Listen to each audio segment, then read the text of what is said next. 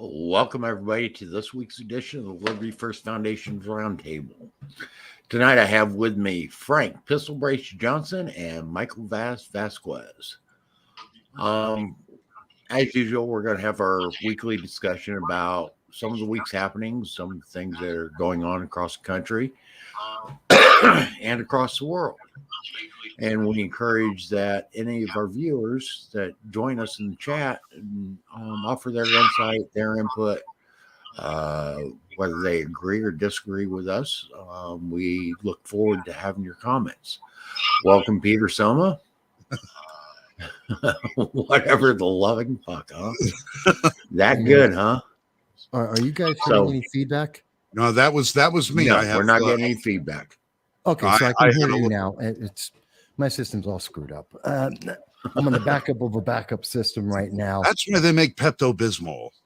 Yeah, but just my main system crashed a couple of days ago, and this is the backup of the backup system. And so it doesn't matter. Anyway, I'm with you guys. The show will go on. Yeah, it will go on. Unfortunately, it's us they have to look at. Now, Peter says it's heated up over there in the lovely area known as Pennsylvania. Peter, if you would be kind enough to elaborate in the comment sections, what exactly is heated up? Is there riffraff running through the street? Is there social discord, rioting, things burning, things breaking? What exactly is going up? What did you just turn the thermostat up? What happened? Well, we're waiting for him to reply. Earlier today, we did put out a text on our Twitter account. We have inside source over at the NYPD was kind enough to set out a department-wide broadcast that they had gotten on. I don't know how they got it or where they got it, but it was Antifa, threatening to burn down the entirety of New York City over the racially motivated murder of a black motorist who was stop right there. That's not correct. Okay, fair enough. You remember who you're dealing with here. Yeah, that's true. The motorist now listen, we're not making light of what happened. We're not making light of what happened at all. I personally have only gotten a transcript of the video, and from what I understand, that it's quite horrendous. But we had a black motorist get pulled over for some sort of erratic driving situation. He apparently was combative at the time of the arrest, allegedly resisted arrest.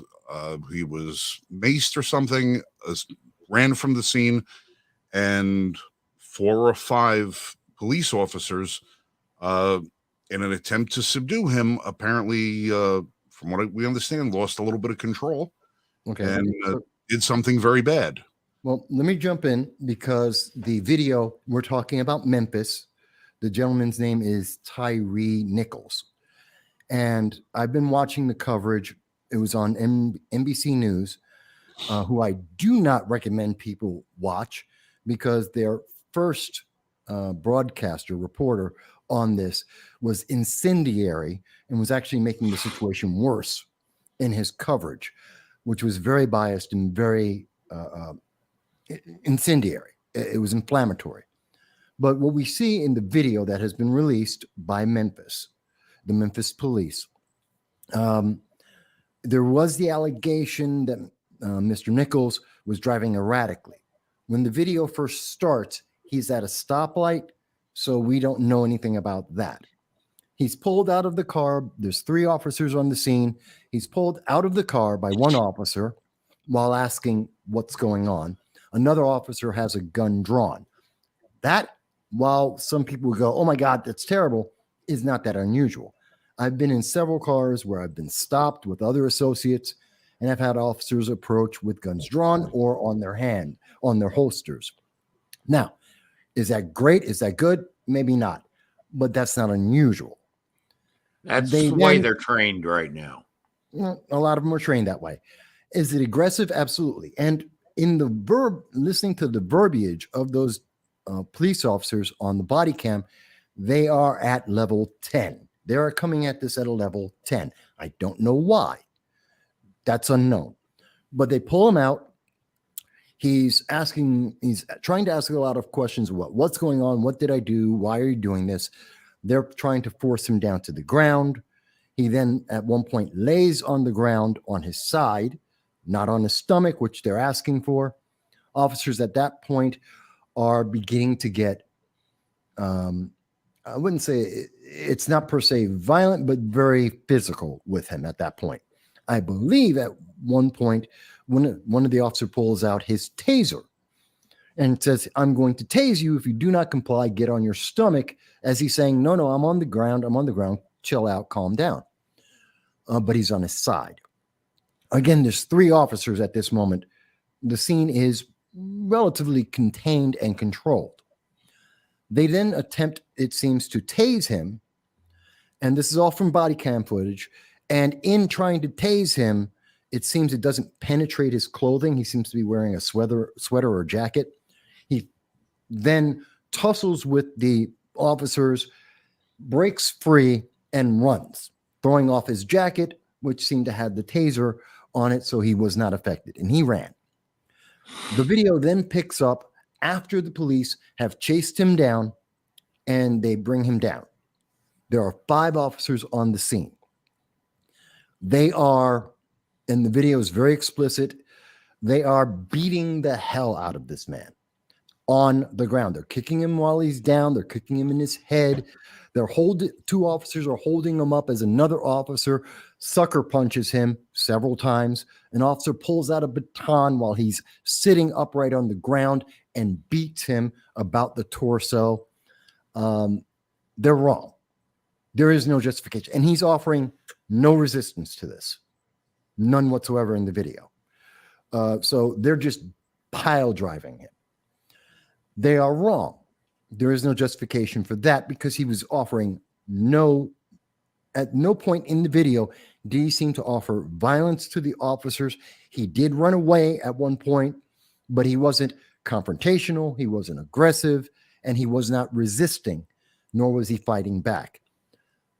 Worst, though, is that these 5 officers were beating upon him for about 5-6 minutes, possibly a little bit longer, and watching the video continuously without any resistance from him, beating him about the head and the torso.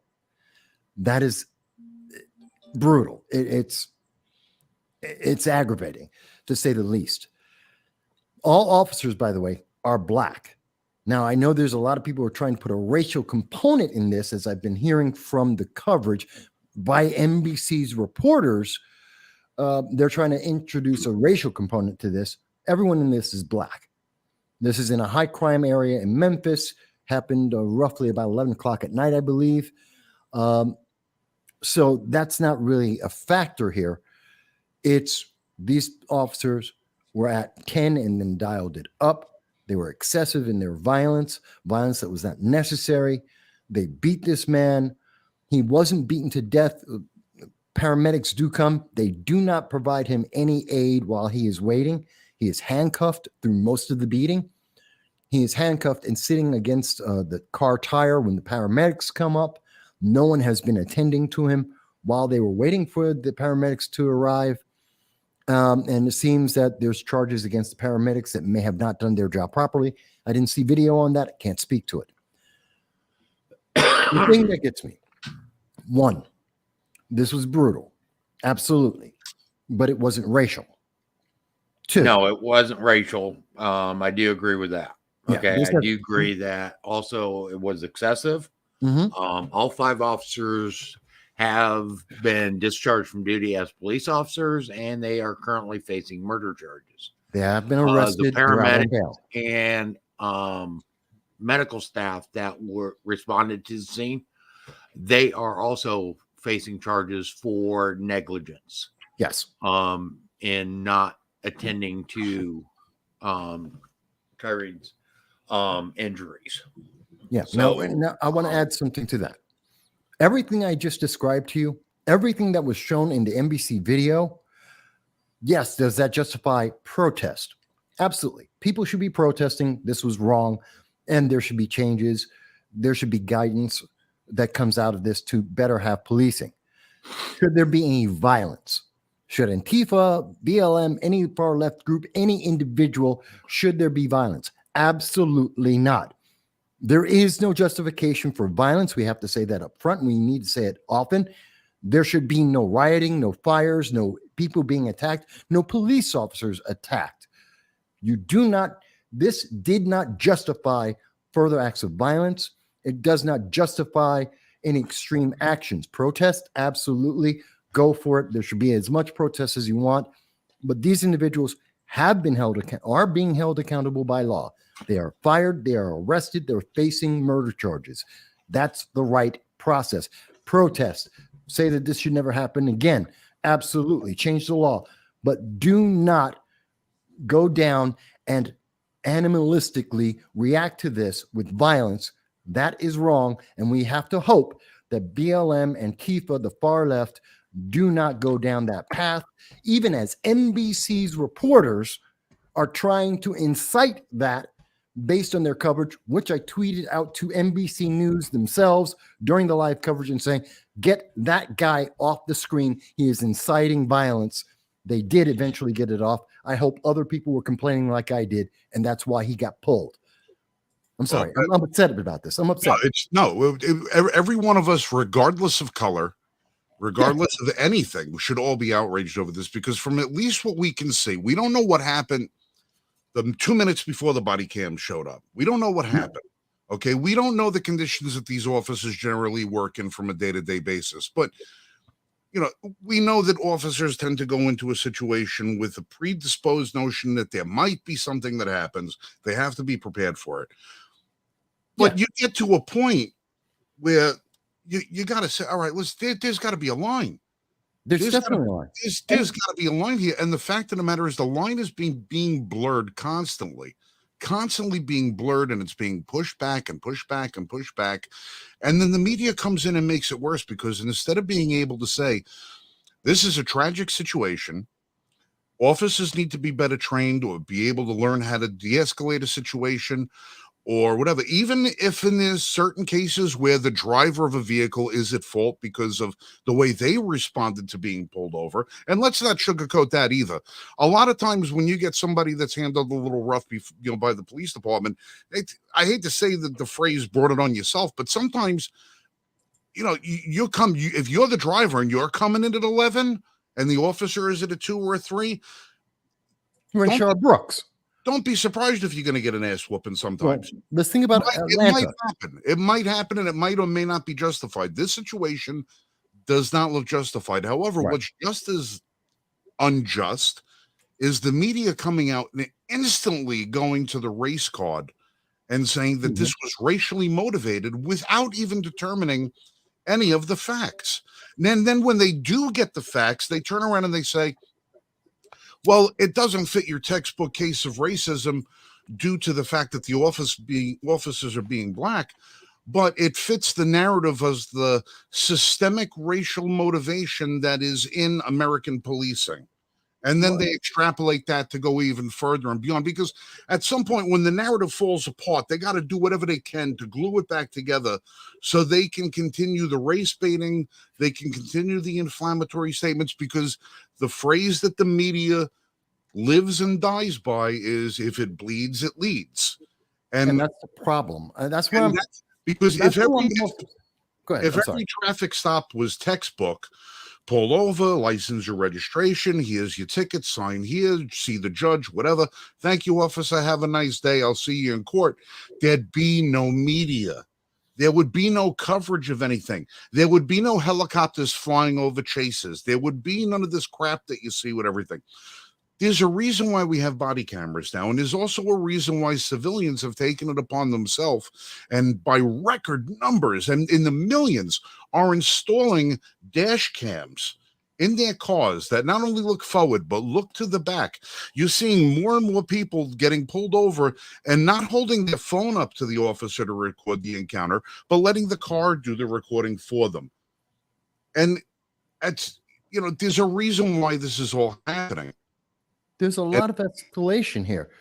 Media situations like what happened to this young man should not only have not happened, they shouldn't be happening with the frequency that they are. Now, also, let's remember, it's not every day.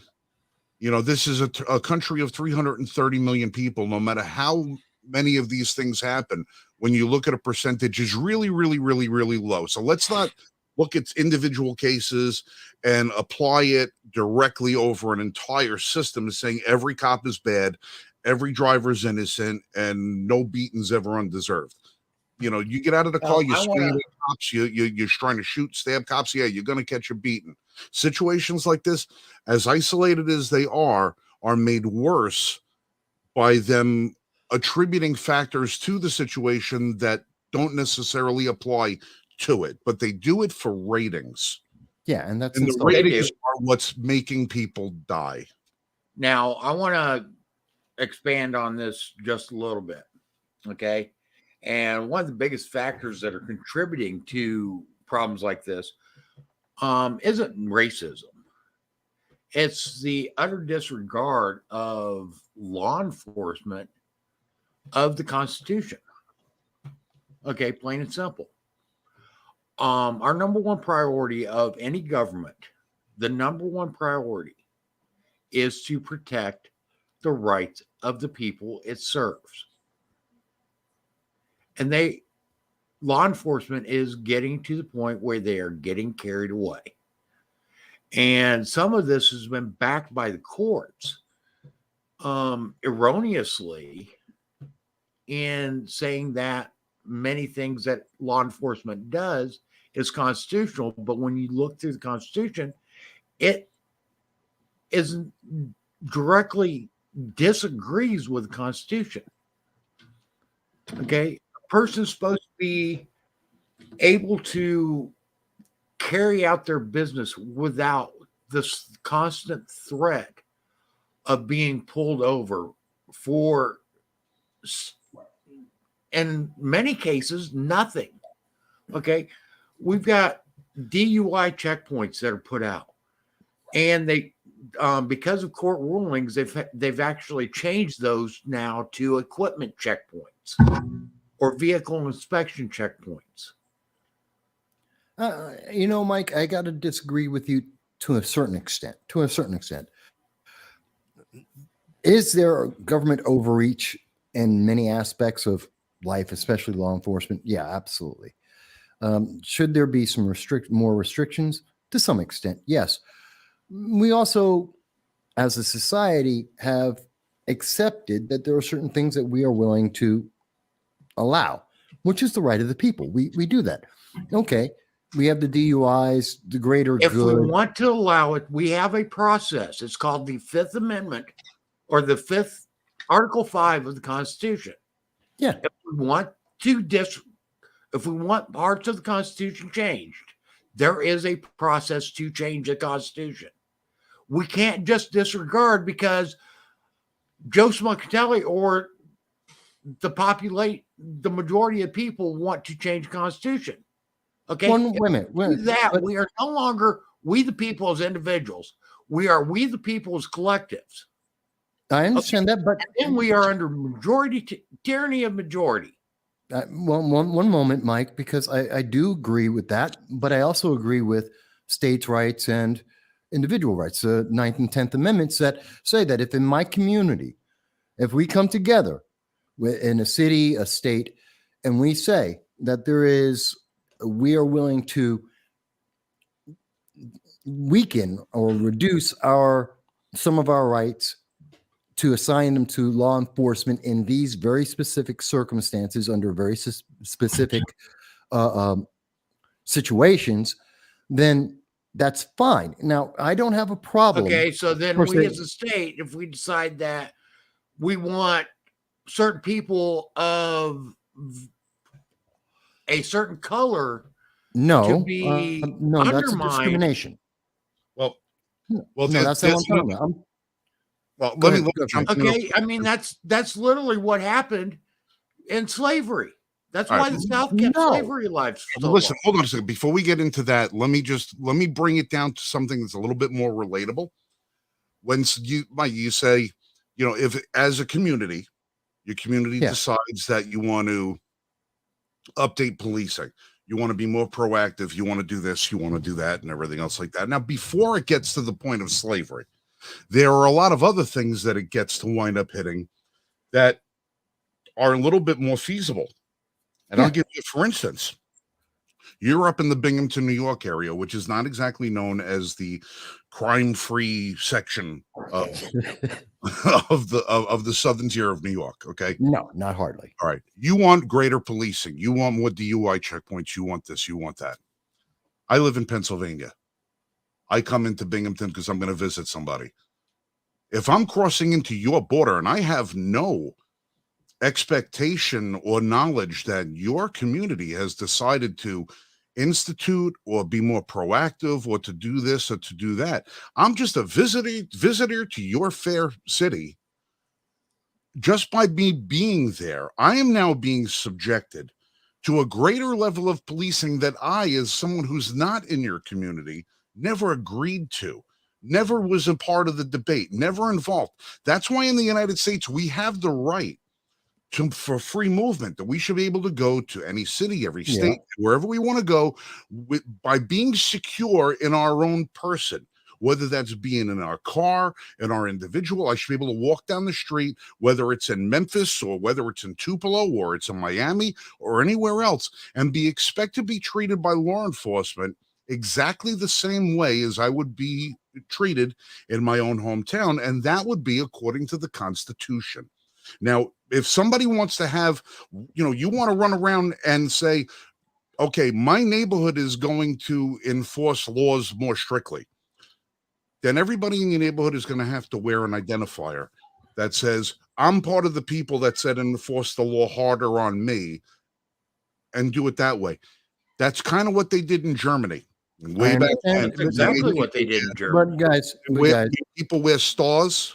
And they made, but wait a minute. Before we get to those extremes, and I understand that they are realistic concerns, there is also the fact that we have laws and we have enforcement of those laws. And there is a compromise in there. There is a limit to that. Every law is a restriction of our freedoms. And I accept that. I accept that we should be free. I stand by that. And I also stand by that there are laws with enforcement, which is a restriction on our freedoms. I think there is a middle ground in there, which is very difficult and requires the public to be involved on a regular basis. Because when I go to New Jersey, I go to Pennsylvania, I go to California, Wisconsin, every state has different laws and they have different levels of enforcement.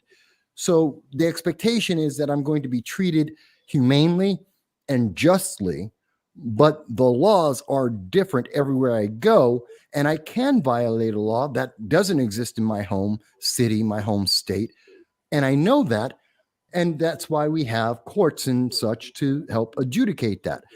My concern is that we need to look at this and say, okay, we have gone too far in some aspects of policing. I can accept that. We need to have that conversation calmly and justly and not go to the extreme like you can see on the screen, where we have individuals like Antifa, the far left, that are looking to destroy everything wholesale because they're going to say, no one has a right to stop me from doing anything. I think that's wrong. All right. Well, you got to remember also, Antifa is not exactly, going over to the 5th precinct and throwing shit through their windows and setting that place on fire. No, they do want to set, as a distractionary tactic while they're burning down Main Street and every mom and pop business, whether big, small, or indifferent.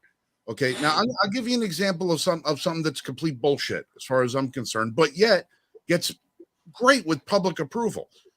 Rudy Giuliani, when he was mayor of New York City, instituted the stop and frisk program. That's a clear violation of the 5th Amendment. It's a clear violation. You can't just walk up to people and say, I'm stopping you and I'm frisking you. And you don't have reasonable, articulable suspicion of a crime that has been committed or is about to be committed. You have absolutely no right as a law enforcement officer to stop, detain, anybody and search for their pockets, their documents, or their possessions.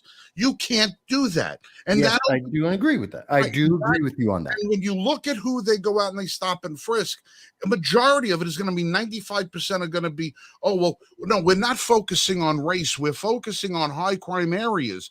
Well, who lives in the higher crime areas? People who are financially unable to get out of the high crime areas because their area is high crime, and it's usually going to be minorities. So they wind up using that as a backdoor excuse to violate people's rights based on the color of their skin, based on where they live. No, they're not doing it. I don't think the purpose was for the basis of color of skin, but because of crime. And yeah, the crime is happening in a certain region. And That's where you go to. And they do the same thing with the DUI checkpoints. It's for looking for DUIs, and then they had to change that. Oh, now it's going to be for equipment. Now it's wait, you're stopping me to verify that my headlights, taillights, directional stoplights, and has. Okay, fine. Why are you asking me where I'm going? Why are you asking me where I'm coming from? Why are you asking me who I'm in the car with? Why are you talking to my passengers? I'm the operator of the vehicle. You speak to me. Have I committed a crime? And you're stopping me in broad daylight to find out if my headlights work. I'm not required to put my headlights on in the daytime unless I'm in a construction zone or unless it's raining. So why are you stopping me to check my headlights? Well, I'm coming down your street straight. I have no reason to put my directionals on. Why are you checking my directionals? Unless you believe that my car is already in violation, you have no right to stop me. And I agree with you on that. These are overreaches. But every one of these things leads to something different. And they use it as an excuse time and time again to violate more people's rights over and over and over again. And you're getting Uber drivers are getting locked up because their passengers got drugs on them. And I understand, and I do not question the overreach of the power that we are seeing abused. The question is that we need the public's interaction to try and restrict that. But there is law enforcement. I think we've even lost the point of what we're seeing here today. We had these individuals, again, go to the extreme of the abuse, and that justly should be punished. And we have people like Antifa who are trying to use that opportunity to use that fear, use that anger to promote a political agenda and to cement that political agenda with fear and violence, which is wrong. And I'm against that. I am in favor of the protest. I do believe in policing, and I do believe that there should be strong enforcement of law. And I do believe that the public should be active in protest and legislation to moderate that enforcement of the law so that it doesn't go beyond the bounds that we have already allowed by the laws themselves. It is a balancing act that is never perfect. It is always something in play. Here's the thing. That's my thing. Well, here's the thing with your balancing act. There's no fucking wire. There's no wire to have that balancing act on. Because when the community does come up and they do go to these meetings and they do express their concerns, they're brushed away because you don't know anything. You don't know any better. All we're left with are the extremes. We're left with police that want to over-police, and we're left with Antifa-style people that want to burn everything down. The concerns of the populace are never, ever heard. But that's because the populace, for the most part, aren't active. We have a very, very small segment of the population that speak up about any of this. Right. And that's the problem. Right. And the reason why the populace is not concerned is because, like I said, there's no wire. The wire disappeared with the phrase, "You can't fight City Hall." Every one of us, to one degree or another, has been stepped on, pushed aside, shut up, made quiet by the people who are running things. And then they wonder why we don't get involved. They don't want us involved.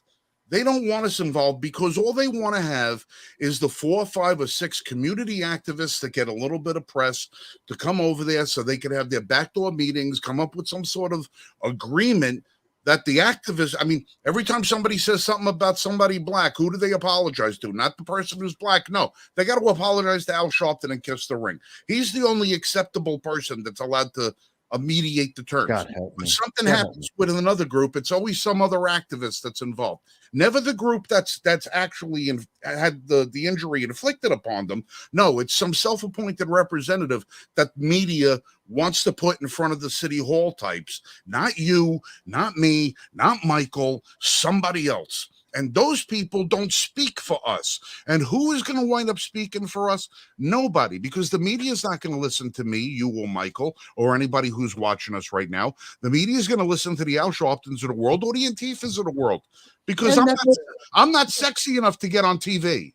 But that's the whole point that I'm trying to make, is why the public needs to be more involved, because we have allowed ourselves to be deluded and misguided into this belief that Al Sharpton somehow represents anything besides Al Sharpton and his political ideology. That we've been convinced that people in Antifa are the only ones who can stand up and speak, because we don't talk about things, any politics, any of these laws or issues. And that is the number one thing. If the public were more active, and if they were more involved in what's going on around them, we wouldn't see the crime at the levels that it is. And we wouldn't need the police to be doing what they're doing right now. And that gives them the opportunity to abuse these things. I think that's the root problem. Right. Well, how many times, Mike, you got a dog. Mike's got a dog. I got I got a bunch of dogs. How many times do you think you could call your dog over and let him come up to your feet and then smack him across the face with a newspaper before he doesn't come to you anymore? That's what between the media and government, that's what has been happening to John Q. Public for the last 100 years. And that's why people don't get involved. They've been trained to do otherwise. Yes. They've been trained to only let their voice be heard every 4 years or every 2 years or every 6 years. And in the process of doing that in the last 6 years, they told you your voice doesn't even friggin' matter because we're canceling your vote anyway. So what the hell are they training us to do except be compliant? And if what we see on TV is what happens to a compliant society, that's more reason why the Second Amendment has got to be the most important thing that we have. And I agree with you on that. To that point, I agree with you on that. Because eventually the cops are not going to be the one. Michael put up the graphic. I supplied him a few minutes ago that was sent to me from NYPD.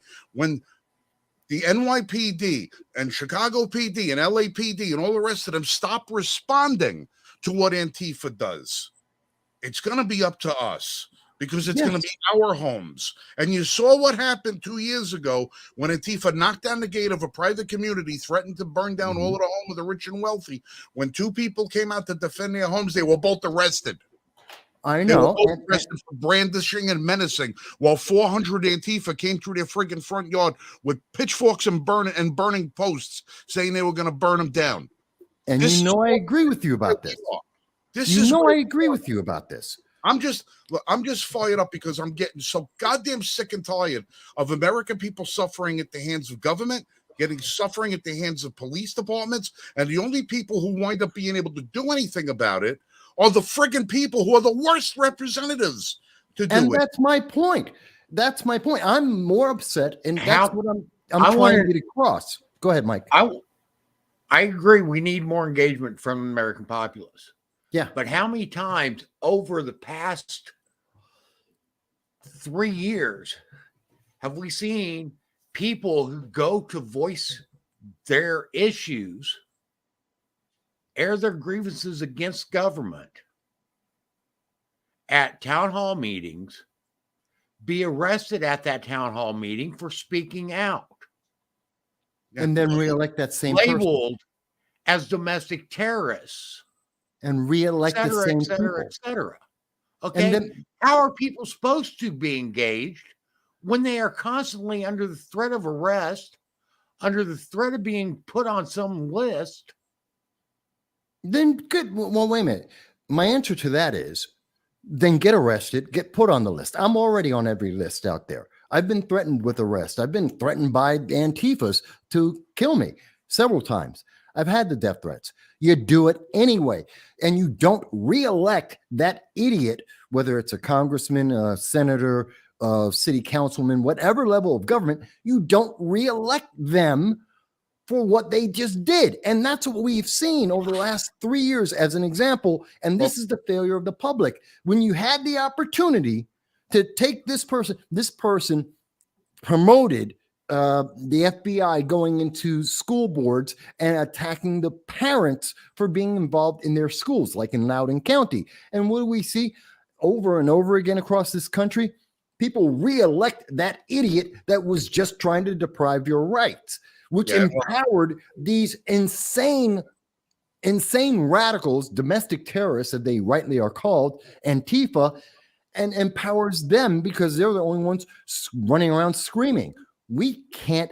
That's why I'm saying the public has to be involved. Yeah, we've gone up and we've spoken, and a very small group of us, like you, me, Frank, we've gone out and we've spoken, and they have attacked us both on social media. They tried to silence us. They've threatened to arrest us. In some cases, they have arrested us. But where is the majority of the public? They're sitting back at home going, wow, that's amazing. Well, I don't want that to happen to me. Let me reelect the ass that just did that to them. There's the problem. Well, number one, we don't even know if these people were reelected, because let's get that out of the way. 88% of can't have any faith in the electoral system anyway. But here's the thing, Michael. You can speak out. I can speak out. Yeah. Michael can speak out, because none of us have got minor children at home.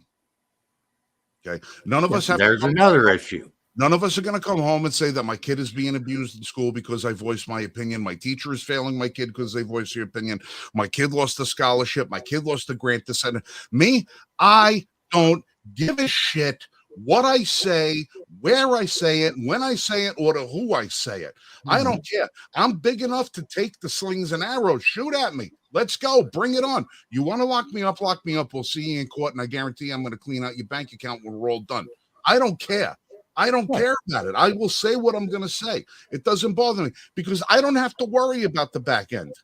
I don't have to worry about what somebody else is going to do. But when 85% of Americans in this country of voting age, or it's, anywhere between 25, and 55, the people that you really want speaking have all got a kid in a public school system. They don't want to talk.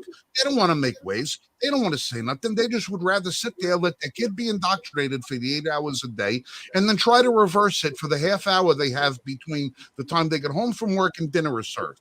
That's the only thing that they're doing. That's the problem. They're afraid to speak out. They're afraid to come out and say anything.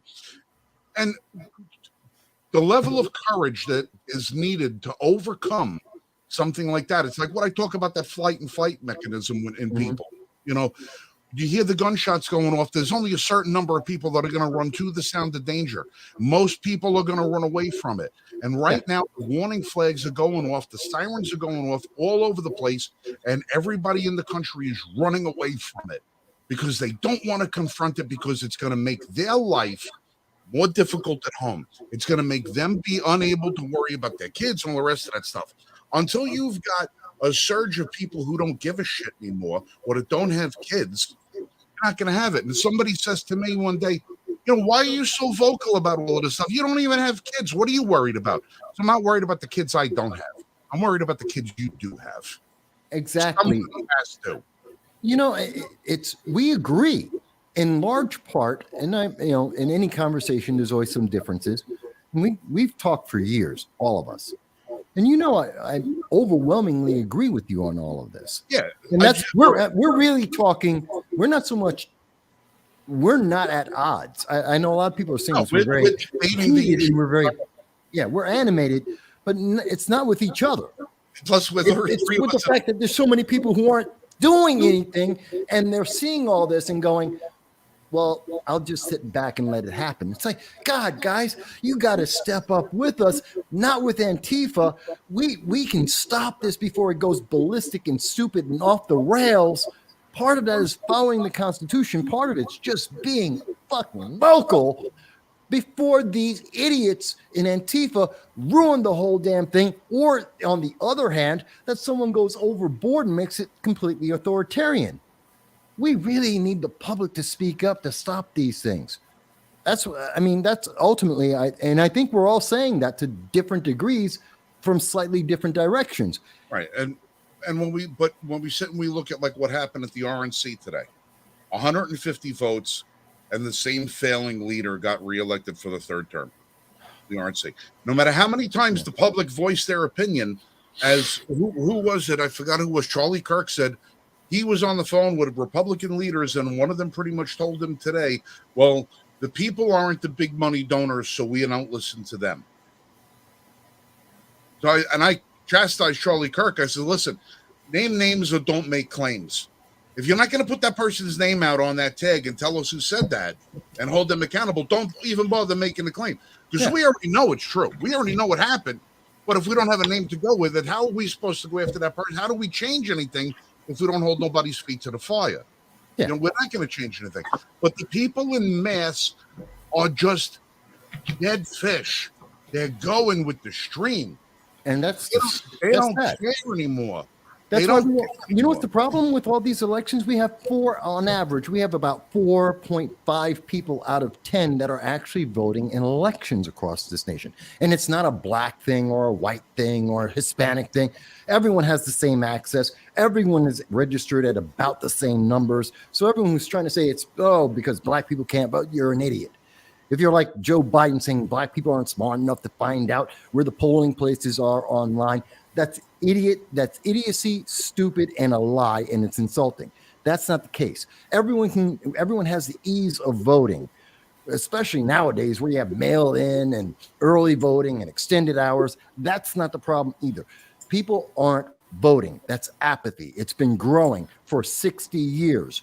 People need to get off their butts, get out there and do this and be active about it, because the less they are being active, the worse we are seeing both extremes, which I see happening right now in Memphis, either between NBC News and what we're seeing with Antifa, and God help me, the RNC with Ronna Daniels and McCarthy are only adding, they're only part of that bigger problem, because they're in the comfort zone of knowing that 88% of the time they are going to get reelected no matter what happens, because the majority of people aren't stepping up and saying, you have not been effective, you're not being efficient, you have failed in your duty, get out.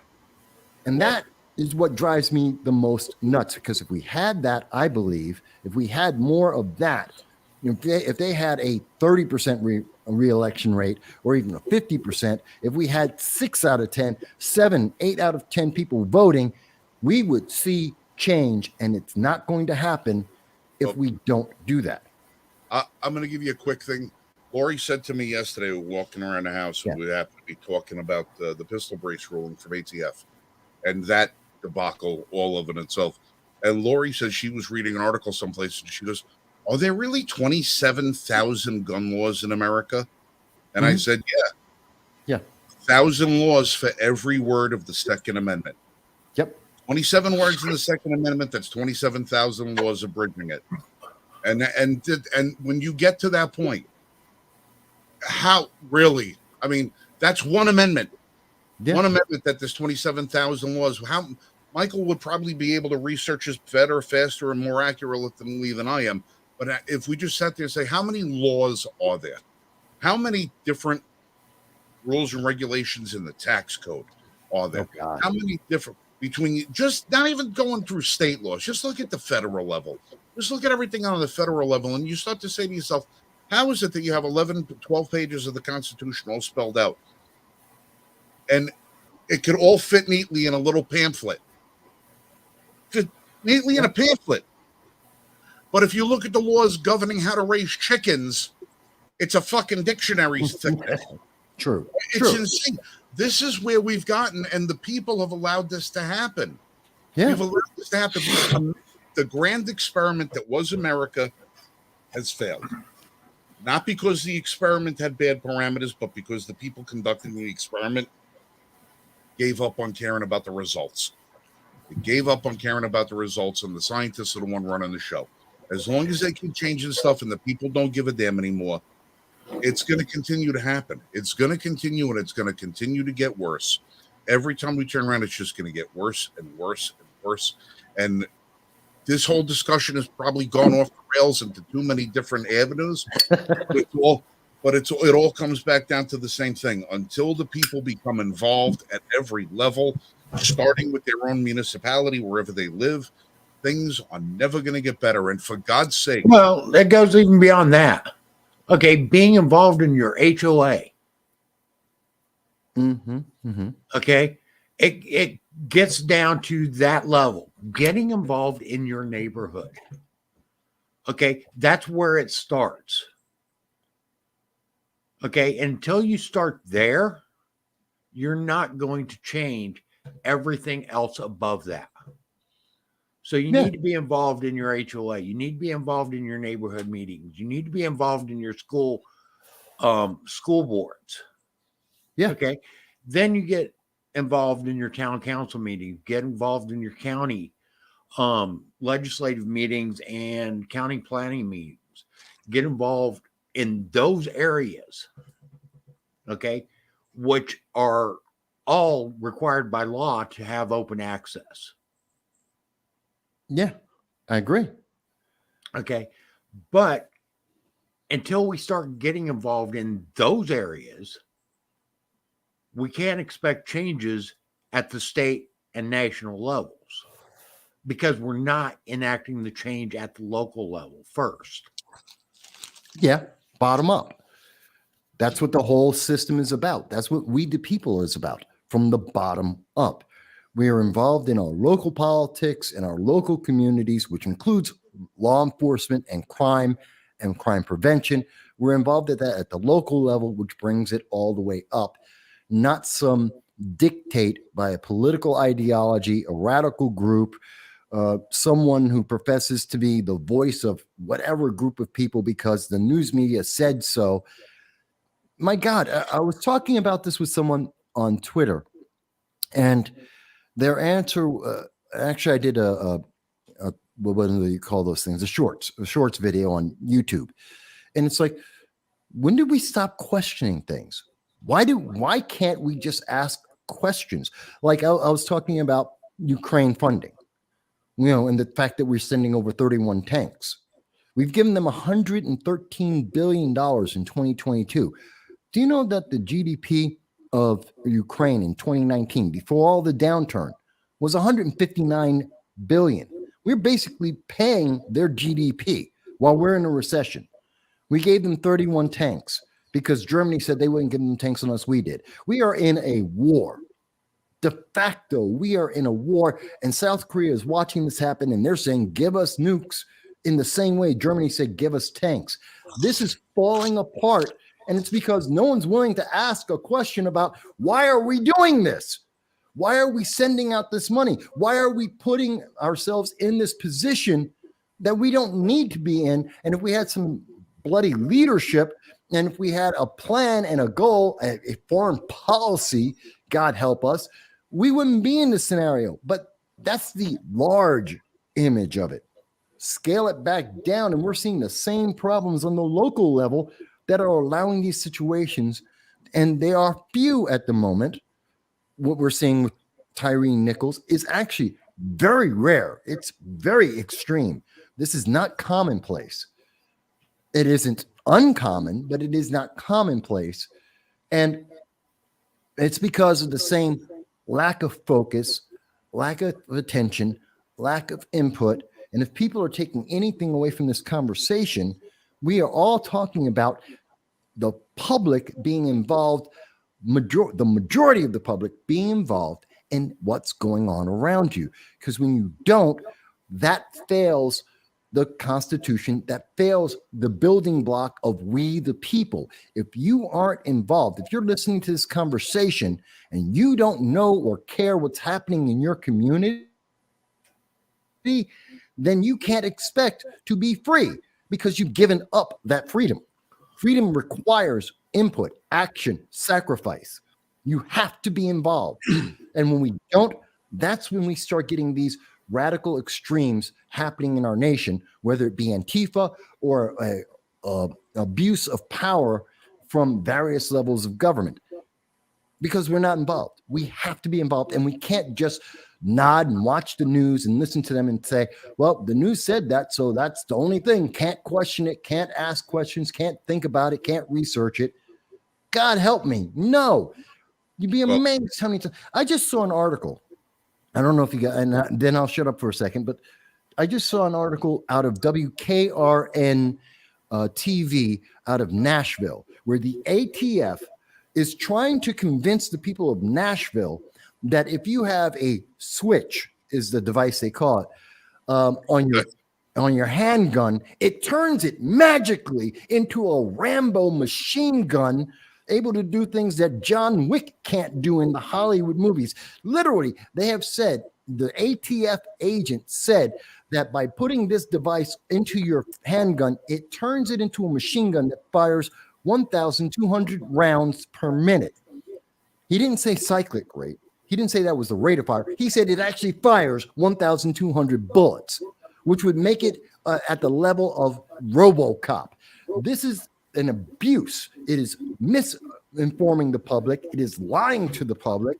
It is abusing the half the public understanding of firearms for the benefit of a government that wants to take away our Second Amendment rights.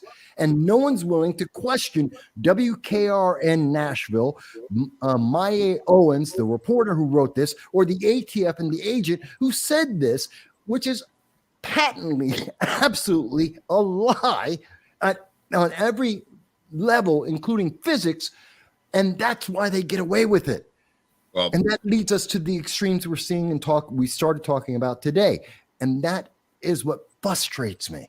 well, you It's like can't, you can't, yelling you at me can't saying, you can't say nobody will challenge on it because listen, I'm not the smartest guy. not nobody. Yeah. There's a couple of things I know about. I know about engines. I know about carpentry. I know about guns. You try to challenge me on those three things, I'm going to fire back at you. I'll come at you. Plus, I know about cooking. I'm having a really a good cook. That's why I'm fat. But that's beside the point. It amazes me. Like you were saying, you don't get responses this and I asked the question on Facebook earlier of, oddly enough, a construction company. They do spray and foam insulation, otherwise known in the trade as polyisocyanurate, either closed cell or open cell. This is that great stuff, foam in a can shit you see. It's the expanding stuff.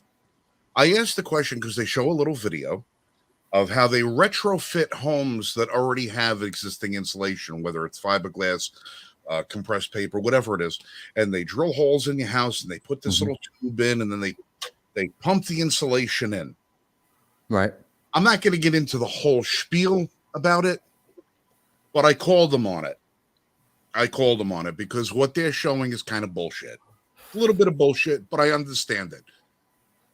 You're going to get a little bit of an improvement. But when you consider the home is going to cost between $12,000 and $15,000 to do, your return on investment versus cost is going to be anywhere between 6 and 10 years, depending on your size home, how much it costs you, and all the rest of that. But still, 6 and 10 years. I was amazed of the fact that last month, I got into a conversation with a representative of the governor here in North Carolina and got the White House official briefing. We'll circle back to it without so much as an answer. But the guy who owns the company that put out this little video about the spray foam installation, we sat on a line for about 45 minutes typing back and forth pros and cons over the product that this guy's trying to sell. Now, I have a building project I'm going to be heading up probably somewhere at the end of the summertime, and I want to use this guy's product. I would guy, but he's to do it. But because of his interactions with me, because of his honesty with me, his willingness to answer the questions that I have in an open forum where everybody could read it, I don't care if the guy's more expensive. I don't care if his product is a little substandard and maybe I have to pay more to have something better. I don't care if he's slow. I don't care if he's messy. I don't care if it's what I cared about was the fact that he was honest with me. And he answered the questions that I have in an honest fashion and played to my devil's advocate questions as saying, listen, I do understand the concern and you're right about this and you're right about that. And maybe this isn't the best representation and we could better. But the guy was honest because he's a private company. He's a private company who's going to be responsible to his customers and to his public. Because if people don't use his product, he's going to go out of business. That's the way business works. And unfortunately, the way government works is they can lie to you every step of the way and never be in fear of losing their job, losing their credibility, losing the press, losing their approval rating, because approval ratings don't friggin' matter anymore. They don't have to worry about losing elections because they're rigged. They don't have to worry about positive press because the press is in their pocket. Left and right, don't make a mistake about that. The press is in the pocket of the right just as much as the left. It just depends on what part of the right you are. That depends on how deep in the hole the media is willing to go for you. It's a sham. When our elected representatives were actually responsible to the people, it was a good country, and things got done or things didn't get done, depending upon what was best for all of us. Now it doesn't matter anymore because the people don't give a shit, the representatives don't give a shit, and it's all the dog and pony show. And the voices of us three New Yorkers broadcasting around the world, if we're the only people who are going to get animated and get upset and voice our opinions, we're going to lose. We're going to lose. Well, definitely, we're going to lose. We're going to lose because there's no choice about it. When you can't go to Wisconsin and go to the state capitol and ask the question about the law they're trying to pass about giving illegal aliens the driver's licenses and say, concerned about illegals getting driver's licenses, and then they admonish you by telling you the rules of the house are that no human is illegal and thus you cannot refer to them as such. When you go to where did the what's the Jesse the Brain Ventura, where was he governor of Minnesota, right? Yeah. If you go to Minnesota, go to the state house now, you can't identify somebody as male or female. You can't use Mr. You can't use Mrs. You can't use any of that stuff. It's all, everything is, congressperson, everything is person. And even in some cases, you can't use person because that person might identify as a fucking cat. So you can't, or a toaster or a dump truck or whatever. They can't verify as an, unless you identify as a firearm, then you're not allowed to do that because those are illegal. But we're losing in leaps and bounds, and the only thing that we seem to be winning on in this country, oddly enough, are Second Amendment related issues. We're winning those. Sometimes the ATF, New York, California, Illinois, they keep trying to push back on us, but we're winning those fights, but we're losing everything else. So it just goes to tell you, if you're telling us that the only thing that we can have now is our guns, and you lose in those fights, but taking away every one of our freedoms, what are you pushing us for? Why are you pushing? Well, I want to actually circle back.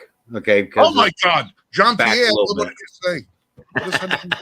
What is the name? John. So, Dalgrim brought up a great point. How to convince the locality to forego the redistribution of funds from state and federal in exchange for freedom. That is the exact way, the exact unconstitutional way that state and federal governments have drastically expanded their power. Yeah. Okay. And a lot of, even states don't want to push back against the federal government because they're afraid that they're going to lose funding. We saw that when the seatbelt law was enacted. We saw that with the national speed limit of 55. Okay. We even saw that to a certain extent, and this is where it becomes unconstitutional. Okay. Some states decided to enact helmet laws for motorcycle riders. Other states decided to forego that. The states that enacted helmet laws got federal funding. The states that didn't enact it lost federal funding. Okay, that is where it's unconstitutional. The Constitution specifically says that the appropriated in Congress are for the general welfare of the people. Okay, if you general welfare means everyone. It doesn't mean that if you abide by what we want you to do, you get funding. No, it means that if you're enacting a program, everybody is allowed to participate in that program, not just certain people, not just people that qualify, everyone. So if you want to enact Medicare, guess what? Everybody is entitled to participate in Medicare. Okay. In order for that to be constitutional, not just some people, not just people that are over a certain age limit, not just people that are under a certain income guideline, everyone. You want to enact food stamps? Guess what? Everyone is able to participate. That's what general welfare means. It doesn't mean the welfare of some, it means the welfare of all. Okay. Yeah. So if you're enacting any of these programs that are quote unquote entitlement programs, then everybody is able to participate in it, regardless of what their income is, regardless of what color they are, regardless of what sex they are, regardless of what age they are. Okay. General welfare means everyone. And it means that these programs that are being enacted by the federal government are for the general welfare. Then that means everybody is allowed to participate in, not just certain people that the government defines as quote unquote needy. Yeah. No, I agree with you. And it's, again, we were all coming at this from different directions, saying the silent majority of Americans, the overwhelming number of people, whether they're Republican, Democrat, Libertarian, whatever, you can be Green Party, it doesn't matter. You can be a socialist, a communist. They're all being silent on all these things that if we were involved, if they were involved, we had 8 out of 10 people being involved in the voting and the discussion, it would change everything. Dow makes a great point, and he's talking about HR 25. It's a bill that you may have heard recently. You may have heard Biden talking about it, and you may have heard Schumer talking about it. They put out tweets about it, and they're lying to the people. You know, we have Biden saying that, oh, it's a new additional 23% tax. Today, there was Chuck Schumer who was saying it's a new 30% tax, which is a complete lie because it's a replacement tax. It replaces, it's a flat tax, takes out income, it takes out business tax, it takes out estate taxes, it removes taxes and gives you a flat tax for everyone of 23%. But they're lying to the public because they know that the majority of people will not look up the bill, HR 25. Look it up for yourself. It's very short, very, very simple. And they don't think people are going to look at it. They're not going to listen. They're not going to pay attention. All they see is new tax. And that's all they're hearing. And they know that the majority of people are going to shut their mouths and not do anything. My God, exactly. Folks, even if you don't agree with the flat tax, at least know what the hell is going on and know that they are lying to you, lying to your face. Another way that they're trying to push this as being a bad tax is they're trying to say, well, people of lower income spend a larger percentage of their income on purchases, where people of higher incomes spend a lower percentage. Okay, well, to a certain extent, that makes sense. Depends on the product. Let's look at it this way. People of lower income spend less money because they don't have that. People of higher incomes spend more money. So who's going to actually be paying more in taxes? Well, and consumption tax. Yeah, and you're going to say, well, poor people are going to spend $5, they're out of every $5, they're spending 50 cents, 25 cents, a dollar, because they're buying soda or eggs or basic necessities, where someone's rich is going to pay for a business and the basic necessities and their luxuries on top of that, which Right. are part of Exactly. that economy. Okay, So their they're billion paying dollar more time. yacht. Okay, their $1 billion yacht, they're going to pay 30% on or 23%, whatever. Right. I don't know if they've done, and this is where I'm going to hate to use this word, any comprehensive analysis on exactly what people are paying. And if this 23% proposal, or whatever it is, would disproportionately affect one group of people. Because, I mean, if you have a family of four that have an end means of $1 million a year they're making, and you have a family of four who have an income of $50,000 a year, if you look at the day-to-day expenses of what those people have, I mean, the family of four that makes $1 million a year isn't going to be buying 10 gallons of milk a day, but the family of four that buys food is going to buy 1 gallon of milk. So there's going to be a certain disproportionality on how the taxes are going to be given the amount of money that people spend on their regular things. Now, a family of four might buy a $30,000 car. The millionaires might buy $120,000 car.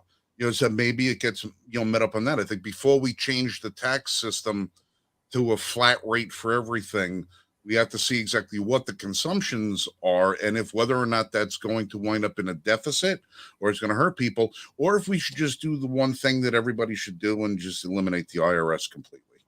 Well, I'm glad you bring that up, because the bill, HR 25, again, I say it because the politicians won't and the news media aren't. It actually has two things that I think are very important. Three things that are very important. One, it phases this change in. It doesn't happen overnight. So it gives and it allows for the system and the public to be able to adjust to this change in taxation. Two, it has exceptions in there to allow the public to be able to adjust. And it does take into account the differences of income. In general, places like New York, California, states with tax codes are generally going to save somewhere around 5 to 11% by making this change. Places like Florida, where there's no taxes or very low tax states, will have somewhat of an increase in the cost for the average person because they have fewer taxes being attached to them. But the next thing that it also does is it has, and these are the final two things I think are important. One, it completely defunds the IRS. And the second thing it does is it has a 7-year timestamp that if it does not work in 7 years, it can be abolished or expires. Not working. So it phases in over a 2-year, I believe 2 or 3 year period. I believe it's 2 years to take effect in full, taking into account the adjustments for the public to get used to it. It has therefore another 5 years that it would be in force. And if it is not working and therefore further approved, it ceases to exist. Well, but it also ceases the IRS throughout that time period. So it's one of the few pieces of legislation I've ever seen that actually considers the consequences and the things that you're concerned about as well. Which is why it deserves an honest actually, Frank, there has been some analysis done on this type of taxation because this is not a new idea. No. This is an idea that's been floating around for, I'm wanting to say 20 plus years. 25 at least, I think. Yeah. Okay. So this is not a new idea, but the analysis has been done, has only looked at percentages of income. It has never looked at the amount of taxes that have actually been paid. And even on a progressive scale, okay, we find that at higher income levels, they're still paying less and a lower percentage of what their income is. okay, Mhm. or what their worth is, than what people at lower incomes are. All right. See, that my concern is the disparity of wages, because the less money you have when you have your day-to-day goods and everything else like that always cost you a higher percentage of your salary than those who already have a higher salary, who are if my food consumption as a fat bastard is 10% of my income. 10% of my income I eat. Okay, that's my food. Somebody who's exactly like me, built like me, same appetite and everything else, but makes twice as much as me, his consumption rate is 5%.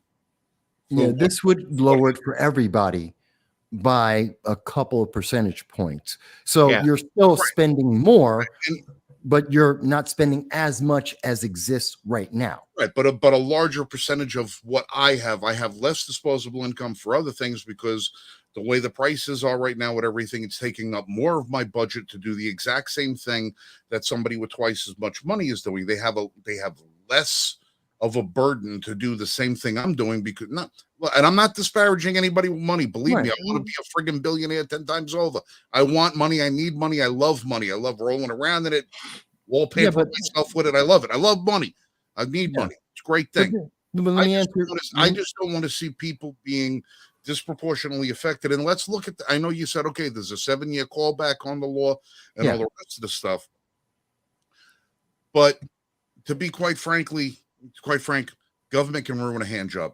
So whenever right. you get But something good, rely on government to screw it up.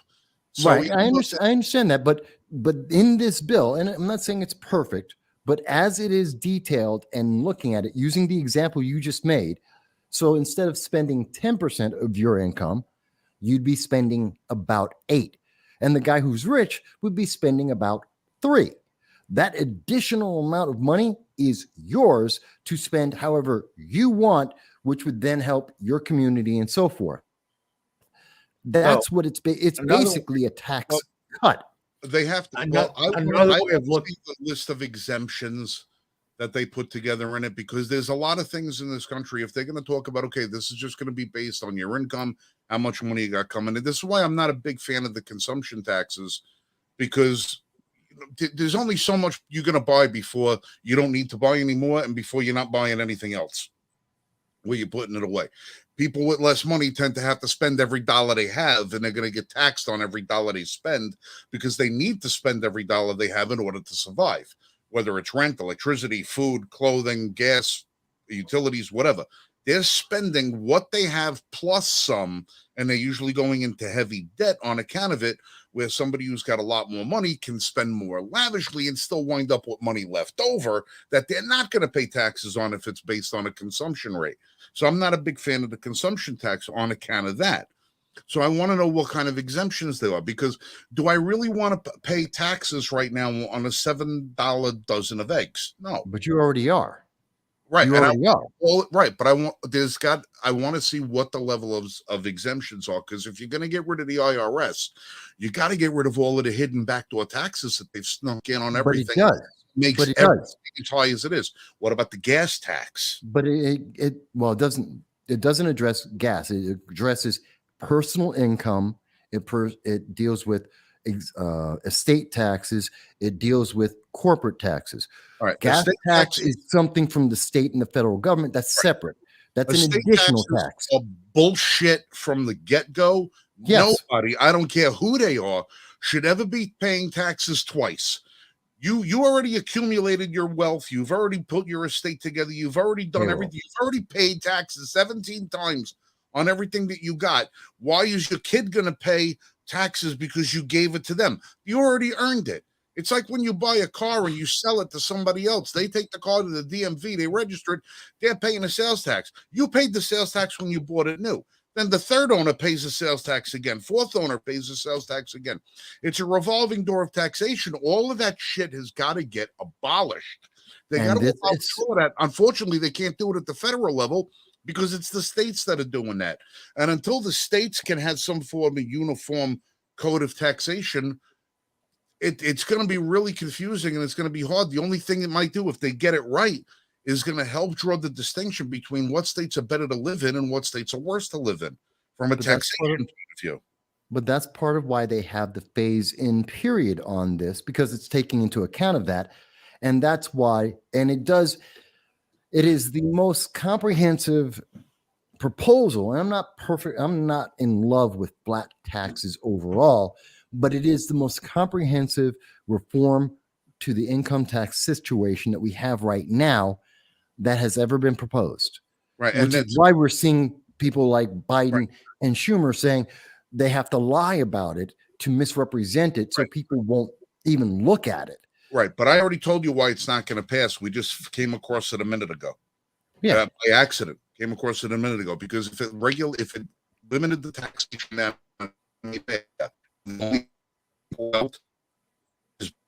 Remember, you just broke up.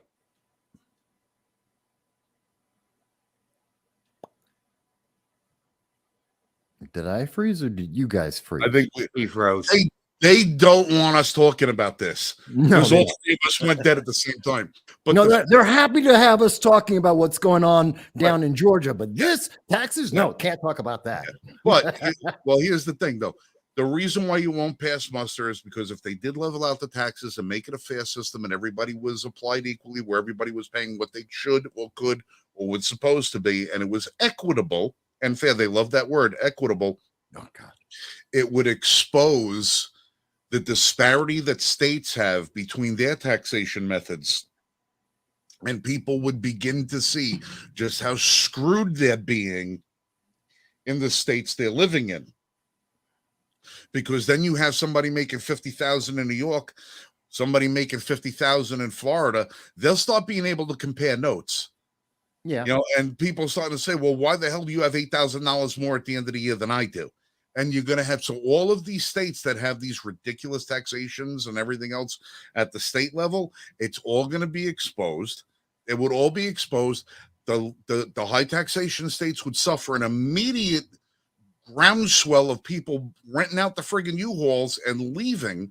At least Eric Adams, the New York City mayor, said it best. He pulled the cover off it last month when he said, I'm sick and tired of hearing everybody bad-mouthing the people and the rich. I need the rich here because they're the ones who pay the taxes. You know, at least he was honest, and he's a commie. But and let's be honest. Who wants to be ghetto fabulous? Does anyone want to live in a ghetto? Does anyone want to be poor? Because that's real easy to do if that's what you want. But no one wants that. So why are we screaming about the people who are rich? No one wants to be poor. We all want to be rich. But like I said, that's the reason why this law will never be enacted, because all of the states that have the most to lose will put everything they have into defeating it, because otherwise they're going to be exposed for the charlatans that they are. And those states, they seem to be the harbors, the safe harbor for the, what is it now, 2.6 million illegals that have come into the country since Biden took office. 5 million. 5 million. And they're flooding to those sanctuary states, you know, to reap the rewards and benefits given to them by their state government. That's going to be even further exposed. So don't expect there to be a change in the tax code anytime soon, other than you're getting to write off this preschool for an extra 0.5%. Honestly, no one expects it to pass, but that's the reason why McCarthy got in. The Freedom Caucus made this one of the, remember we were talking about what were some of the deals that they made to get McCarthy through? This was one of the deals that was made. That this idea, which has been, as Mike was mentioning, it's been around for about 20, 25 years, but no one, Democrat or Republican, would ever allow it to get a vote. Part of the deal for McCarthy to get in was there is actually going to be a vote on HR 25. Now, that doesn't mean it's unlikely that it's going to pass, but they're finally going to get the vote. And because they're finally going to get the vote, we're hearing people like Schumer and Biden come out and flat out lie about every aspect of this. And they're doing it in the way, and I find it interesting because their lie is they're trying to convince people that this is being done exactly the way the Democrats do it, which is they never get rid of taxes. They just have new taxes. They add taxes every step of the way. They never remove a tax. They never cut a tax. They just add more taxes. And what this is actually doing is actually replacing an entire swath of taxes. And that's why they're so angry about it, because I think the Democrats are very upset to let people realize, oh, you mean we can actually replace taxes? We can actually remove taxes. We can actually cut taxes. That makes Democrats look bad because they have never offered that. They have never suggested that. And they have never done that. And Well, makes them look bad. Well, I'm Well, I'm the all, thing I'm all is- for a vote and getting them on the record. I'm all for that. Mhm. But the fact of the matter is that Americans have got such a limited attention span. Is you can get them on the record all you want. People are going to forget 2 days later. It's not perfect. Go ahead, Mike. You were going to say something. Okay. I'm actually, I forgot what amendment. I think it's 16. Yeah. That's Which income tax. enacted income taxes. Yeah. 16. Okay. I'm actually looking more particularly at the date that it was enacted. Wasn't that Okay. It's 1913 13? Okay. was when the 16th Amendment was ratified. And right then we had the quote unquote rail barons, the carpetbaggers, et cetera, et cetera, et cetera. Okay. And everybody was up in an uproar of monopolies was another big thing that was going on at the time. And everybody is in an uproar about how these rich people, quote unquote, were getting rich and not have to pay taxes on it, while the poor people were suffering. And that's when they decided to enact this income tax. Mm-hmm. Okay. And it went through and it got ratified by the states and so forth. However, there is nothing in this. Okay. And what the 16th Amendment specifically says, Congress shall have the power to lay and collect taxes on incomes from whatever source derived without apportionment among the several states and without regard to any census or enumeration. It does not say that. It says Congress has that power. It does not say that Congress has to exercise that power. Mm-hmm. It does say that Congress has to have an income tax. Okay. So at any time, Congress may, if they choose, decide to get rid of or abolish the income tax. Okay. Yeah. Now, if we go back to the original part of the Constitution, where it talks about taxes, we will see that the Constitution says under Section 8, Clause 1, Article 1, Section 8, Clause 1, the Congress shall have the power to lay and collect taxes, duties, imposts, and excises to pay the debts and provide for the common defense and general welfare of the United States. But all duties, imposts, excises shall be uniform throughout the United States. Right there, that section actually details a national sales tax. Okay. In other words, that is a consumption tax. All those taxes that are described in there are consumption taxes. Yeah. It's about the only. And that's the way that, I mean, it's simple. It's about the only way you could do it. Right. It's really the only way you could. It's a flat tax. And realistically, It's I mean, not, if we're going it's to not reform, a flat tax, it's a consumption tax. Okay. Flat tax would say everybody's paying 13% on their income. No, I'm talking about it's a flat tax on the consumption. It's a flat 13%, as opposed to New York. I'm going to pay an extra 5 cents because of paper bags when I buy eggs, versus Pennsylvania, where I don't pay that extra 5 cents, versus California, where I pay an extra 25 cents because of the paper bag. They add those extra consumption. The consumption rates are changing in different states. That's what they're talking about, is a flat consumption tax. Now, That makes sense? But here's another interesting thing: is this country operated for over 100 years Mhm. without an income tax Yeah. and was able to meet obligations. In fact, was actually prosperous Hmm. without income tax. Okay. In other words, we had a balanced budget. We weren't in deep debts. But then, And since we've been instituting income tax, we continuously increase our spending, or increase it to the point where now we are constantly running in deficits. well, the time as soon as they took $1, they spent $5. Mm-hmm. As soon as they did it. And if you want to actually look back at it and you kind of think, well, gee, things kind of align themselves in a funny way. 1913, we established an income tax. 1914, Germany starts getting a little crazy over there and, invading Austria and all the rest of that stuff. And, and then when 1917, we were heavily engaged in World War I after the sinking of the Lusitania and the assassination of Archduke Ferdinand and all the rest of that stuff. It's just kind of funny how all of a sudden, by 1917, America was flush with cash reserves that they were taking from the American people so they can get involved with a war that we had nothing to do with. But I'm not saying nothing. I'm just saying something. Yeah, and it's As also soon as there was something to spend money on, all of a sudden we had the coffers to do it. We had the money in the coffers to do it, and as soon as they took $1, they spent $5. Well, then that's when I think it was 1926 that we started running a deficit. I believe it was 1926, right around that date. No, actually, the United States never had a deficit until 1970. What? No, I thought we had an initial debt before that. No, we never. There's We difference had between debt. debt and deficit. We never operated under a deficit.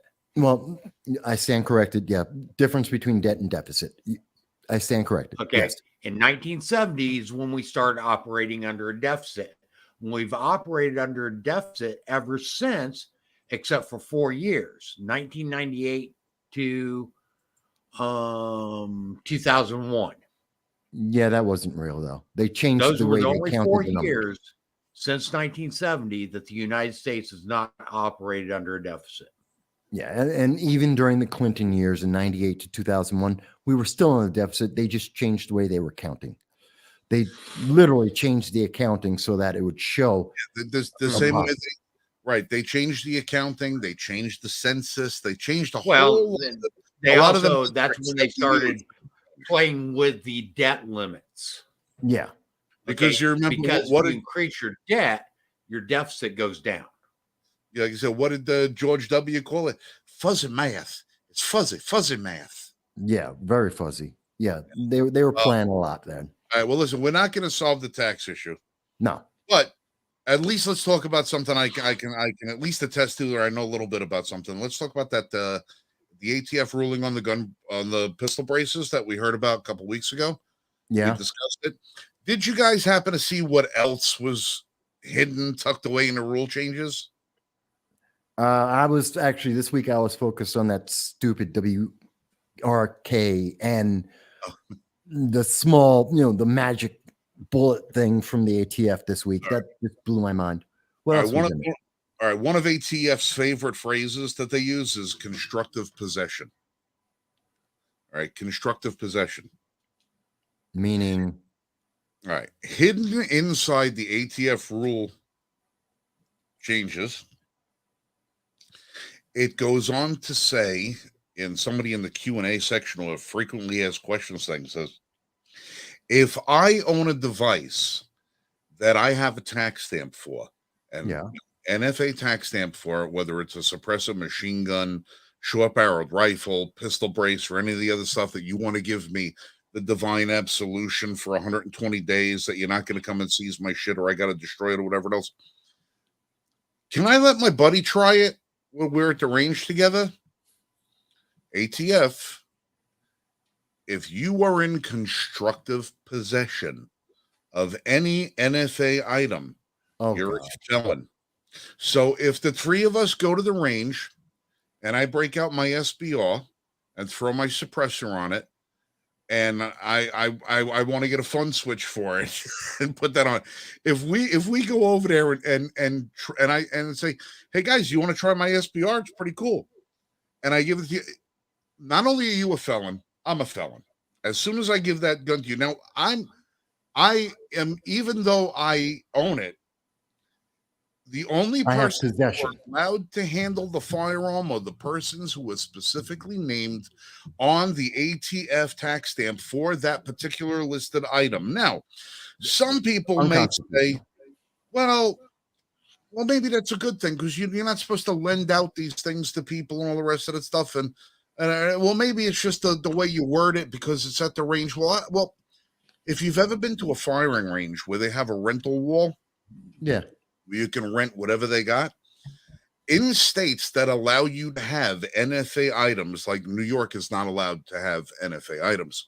No. You know, New York, you're not allowed to have suppressors, short-barreled rifles, machine guns, or any of the other stuff like that. Although pistol braces, I believe you're allowed to have so long as the gun is otherwise New York Safe Act compliant. That may be subject to change, I'm not sure. But all those rental walls of all of those gun shops, like my specific gun shop where I have membership for my range, they have full auto rifles on the wall that you can try. They have suppressors on that you can equip and you could try because you might want to buy one. Well, the Right. store owns all of these things. The store is in constructive possession of them so long as nobody else has them. They're going to take every single FFL from one side of the country to the other and turn them all into felons and then wind up stripping away their FFL licenses for violations because now you can't rent that machine gun to somebody. So 702 range out in Las Vegas, you make your bones with the Quadzilla, you're not going to be able to do that no more. You're shit out of luck. You got a range that rents suppressors out, shit out of luck. Everybody is going to be SOL from the ATF, from the FOB. So that's the way it is. You're screwed. And as far as and we're not even, and everybody saw that and they completely forgot about that it was listed with the pistol brace ruling. So between what the ATF estimates as somewhere between, this is how accurate ATF is, between 4 and 40 million. That's their range between 4. I guess the people who count the legal aliens are also counting how many guns are in the country because it's somewhere between 4 and 40 million of these assault pistols are now going to have to be destroyed, turned in, or you're going to have to whatever bullshit they're going to use to arrest you. They're going to arrest you, and it's a 10-year thing. So if I go to the range and I grab and they rent me the full auto, gun that they have over there. If I don't remember which one they have, if they rent that to me and an ATF agent walks in and I've rented that gun and I'm in lane 5 shooting away with the gun that I rented, I'm a felon.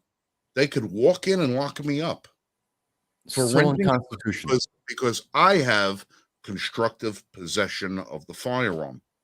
That is unconstitutional. That is an overreach of the reading of the legislation.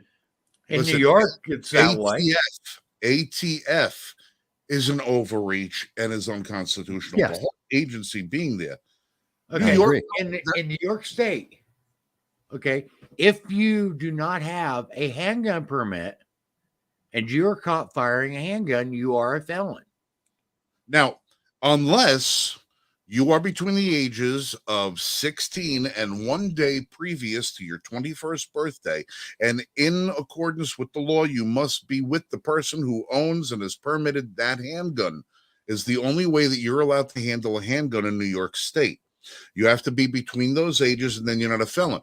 So the only way, if you're in New York State, that you can legally fire a handgun in New York State is to apply for, spend the money, and jump through all the bells, hoops, and everything else that they got to do to obtain a pistol permit. And depending upon the county that you're in, they either do or prove that you're of good moral character and blah blah blah blah blah. right. So now you have to deal with with Cruella DeVille's new laws until they get overturned in the second district, like SCOTUS told them to. But you have to jump through all those hoops to do that, or you're going to be when you've got to spend hundreds of dollars, and then you don't even know. Okay, depending upon what county you are, some counties issue multiple permits. You either have a concealed carry permit. There's no open carry in New York except for hunting season, which you have to have a target or premise permit for. Yeah. You have a premise permit, a target permit, a full concealed carry permit. Those are the 3 permit categories that New York allows for pistols. So you're not allowed to fire a handgun until you follow those procedures. Now, if you jump into your car, go over the bridge into Jersey, go a little further and jump into Pennsylvania, you can then go to a range in Pennsylvania that allows you to, rent handguns for the day. So, and you just give them your driver's license. You can rent a handgun, go to the range, plink away all you want. But then if you want to rent one of their machine guns, you're a felon because you have constructive possession of an NFA item that your name is not on the tax stamp for. This is how ridiculous we are right now. This is crazy. And it's crazy. And the other thing that people didn't realize up until now, remember that illegal database that ATF has been compiling where they're not supposed to know what guns you own and everything? I saw that this week too. They're compiling that list based on FFLs they're putting out of business. Yep. So they're taking the list from the FFL. If I open up an FFL, I have to have every sale transaction that I have has got to be on my books. Every gun that comes into my constructive possession has got to be in the book, out of the book. Every single thing has got to be accounted for. And if I go out of business, it used to be that you had to retain those documents for a period of 10 years on your person, in your possession. You had to keep those documents for a period of 10 years. That was your legal obligation after closing up. Now the ATF is confiscating. You have to turn those documents over to ATF upon the closure of your FFL, whether it's voluntarily or forced. So they can come in. Now you have the FFL. You rent guns with suppressors. They come in. They arrest the person you rented the gun with. Then they pull your FFL. They put you out of business. They take all your receipts, all your books, all your sales, and now they have further enhanced their illegal database on, so far, I believe they've got information collected on 50 million gun owners. 55 million. 55 million. All right. They know the name, address, what you bought, the serial number of what you bought, and all this stuff on a database that it's already in the law that they do not have the legal right to possess these things. They do not have the legal right to have these things. They're in clear violation of the law, but yet they're getting away with it. So listen, I'm going to say, anybody, you got a pistol brace, you got your Dragon off, you got your AR pistol, you got whatever the hell you got. You want to go get one of the micro-roni pistol thing, whatever you got to get. I'm not going to give anybody legal advice, but I'm going to tell you what I'm not going to do. I ain't registering shit. If I have something, you figure out if I got it or not, but you better come to my house with a warrant and you better have probable cause, because other than that, what I have is none of your fucking business. And I don't think what the American people have is any of your fucking business either. You want it's plain and simple. And like I said before, I don't care what I say. I'm not telling anybody to follow my lead or say what I say or believe what I believe. I'm telling you what I believe and what I'm going to do.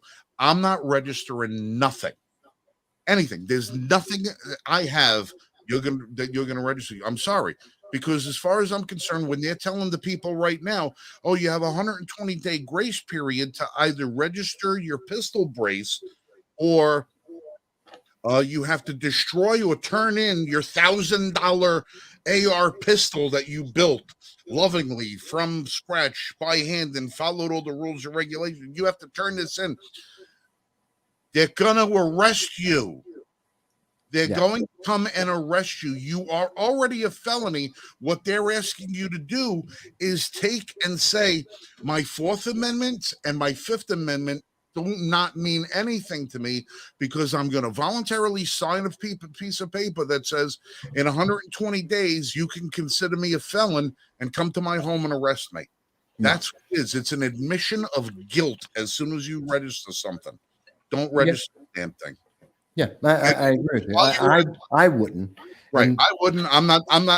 That's me. But I'm going to tell you right now, whatever the hell you do, and I don't give a damn about anything else, make sure you have legal representation that's there to stand behind you 100% of the way. And if you go to www.l1f.us and look for the link, you will find the company that we use to each protect ourselves, our families, and our lives. You can actually find it scrolling across the bottom. And you'll It's see it right www.l1f.us/US Law Shield. Get yourself a Law Shield membership. Get it through us. It's the best thing you could do. It's the best protection you have next to a bulletproof vest and a friggin' flak helmet. Trust me, it's the best thing that you can have. Because the way that they're going right now, they're turning every single American citizen who owns a firearm into a felon. Unfortunately, there are a handful of states that U.S. Law Shield is not allowed to provide coverage in. New York State is one of those. Yeah. Gee, I wonder why. Unfortunately, even though I am a full supporter of U.S. Law Shield, I unfortunately cannot use its services. Yeah. You know something else that they just did? That's, again, another thing by states. New York State did. This is insane, or at least they're proposing to do this. There was a bill proposed this week, it's insane, that because of the politics of the NRA, they don't want to allow anyone who is licensed in New York State, fully licensed, passed all the testing, is NRA qualified to train people how to use firearms. They want to pull their license. They want to restrict the NRA from training people how to these are people who already went through all the New York State process to be able to have a firearm. They cannot be trained by anyone from the NRA, which is already this licensing in New York plays State. in really well on even more restrictions on gun rights. Yeah, because New York State has a requirement that anybody obtaining permits must go through a New York State approved course. and they want to get rid of the NRA approval. And most instructors in New York, the first step to becoming a licensed pistol instructor in New York is to obtain the NRA basic pistol course. Now, there are other companies there are other organizations that teach pistol qualifications. I believe U.S. Law Shield may have a class that does that. Where you can. I know that USCCA has courses. USCCA has one that you can become a certified instructor for, and that would accept in most credentials. But here's the funny thing about New York. But I don't think USCCA is allowed to operate in New York either. Well, I got news for you. None of them are. Because they wrote the law. New York tried to pass the law, I don't know how many times, that in order for you to own a handgun, you're going to be required to have a minimum liability insurance as well as a carry guard insurance. But we're also going to make illegal the carry guard insurance to be sold or operated in our state, so you can't have it. And we're going to restrict all the companies that do offer liability insurance to gun owners, that they will not be allowed to operate in New York either. So they're basically telling you can buy a gun, but no bullets. Because they're producing a law that says you have to make requirements, and then they make the requirements illegal to obtain. They're made out of unobtainium. So this is how they operate. And New York's not the only one. California is going that way. Illinois is going that way. Pennsylvania is going to be going that way. You got all of these states where they got some hard on against the Second Amendment are all going to be, going that way. Yeah. And just for the record, the NRA is America's oldest civil rights organization. Now, I got no love for the NRA because I believe that they've capitulated on way too many things. And if they get back to their founding and they get back to a good, I'm going to drastically disagree with you, Frank. okay, you're entitled. Okay, and here's the reason why. The NRA was the key component to enacting multiple gun laws, primarily targeting ethnic people, i.e., people of color, to prevent them from being able to own firearms. That's what really actually started. Right. Well, this was what I was saying was that if the NRA got back to their original messaging and was less into the idea of capitulating and compromising with our rights without really our input, then I'd be able to wholeheartedly support the NRA. You have to remember the NRA was founded to provide to help expand the rights of freed slaves in America to be able to defend themselves against Southern slave owners trying to migrate north to reclaim their property. They wanted to be able to have the freed slaves be able to defend themselves, because even though slavery had been abolished and the freed slaves had moved north, whether via the Underground Railroad or the Free Railroad, a lot of the northern states didn't allow minorities or persons of color to be able to own firearms without, they had to own property in order to own firearms. And there were not a lot of freed slaves in America that were allowed to own property at that time. You would find them in Nova Scotia. They would cross up into Canada. They would be able to work and buy property in Canada, but they couldn't buy it in a lot of the northern states. The NRA was established to help them be able to protect themselves. And even in some of the earliest literature, campaign literature for the NRA, where they endorsed certain candidates, you could see their platform was clearly spelled out. And then if you looked at the Democratic platform that was spelled out at the time, they had a completely different take on what the letters NRA stood for. And it was not complimentary at all.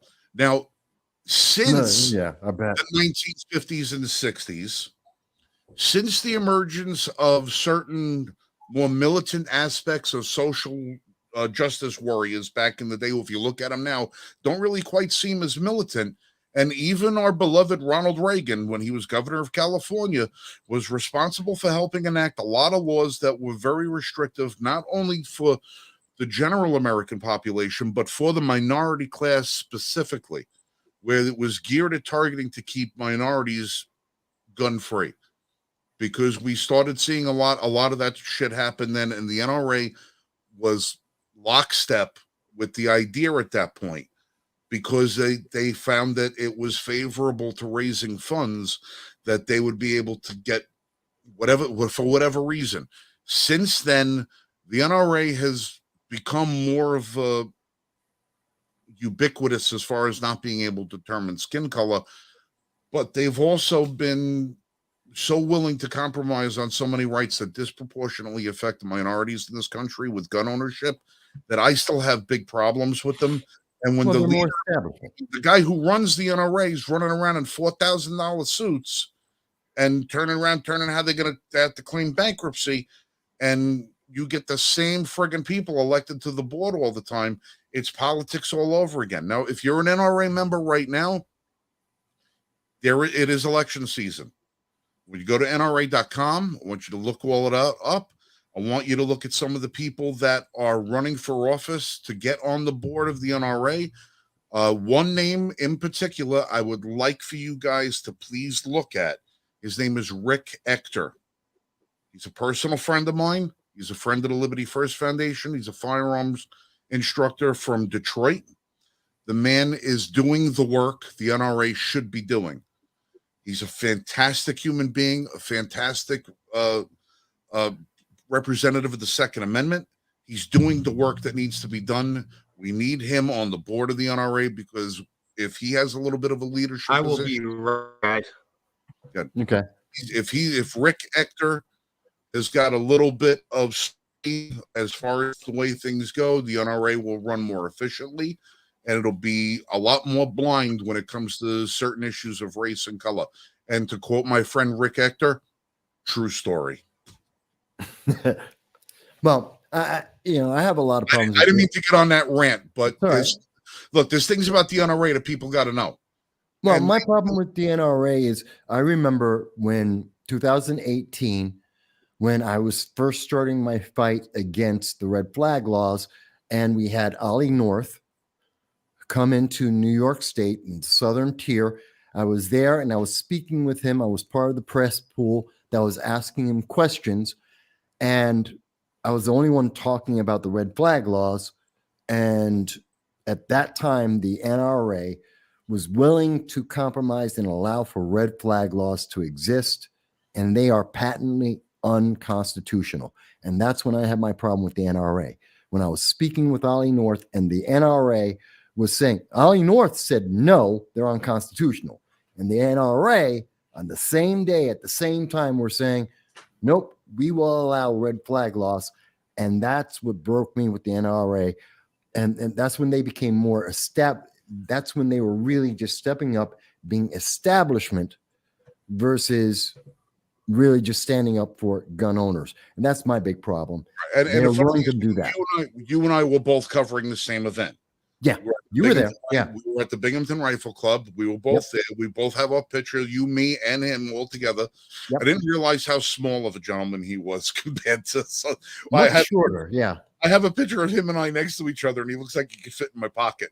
But a sweet guy, nice guy. But it's also worth noting that after he answered your question about what the red flags, and he believed that they were unconstitutional, it was less than a month later that him and the NRA had an extremely nasty public split. Yeah.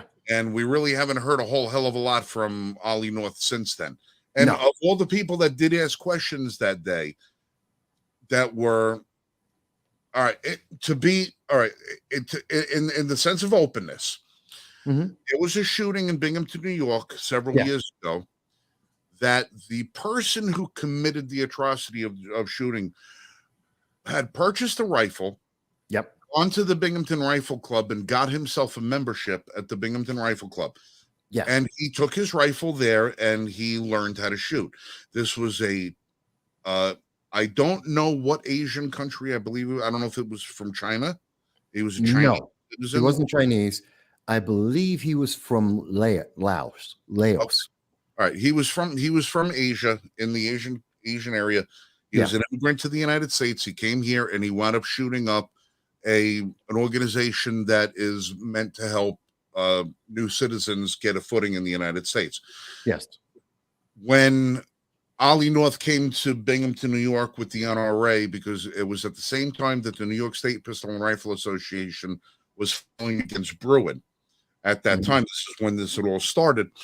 They decided that the Pistol and Rifle Club was going to be where they wanted to go.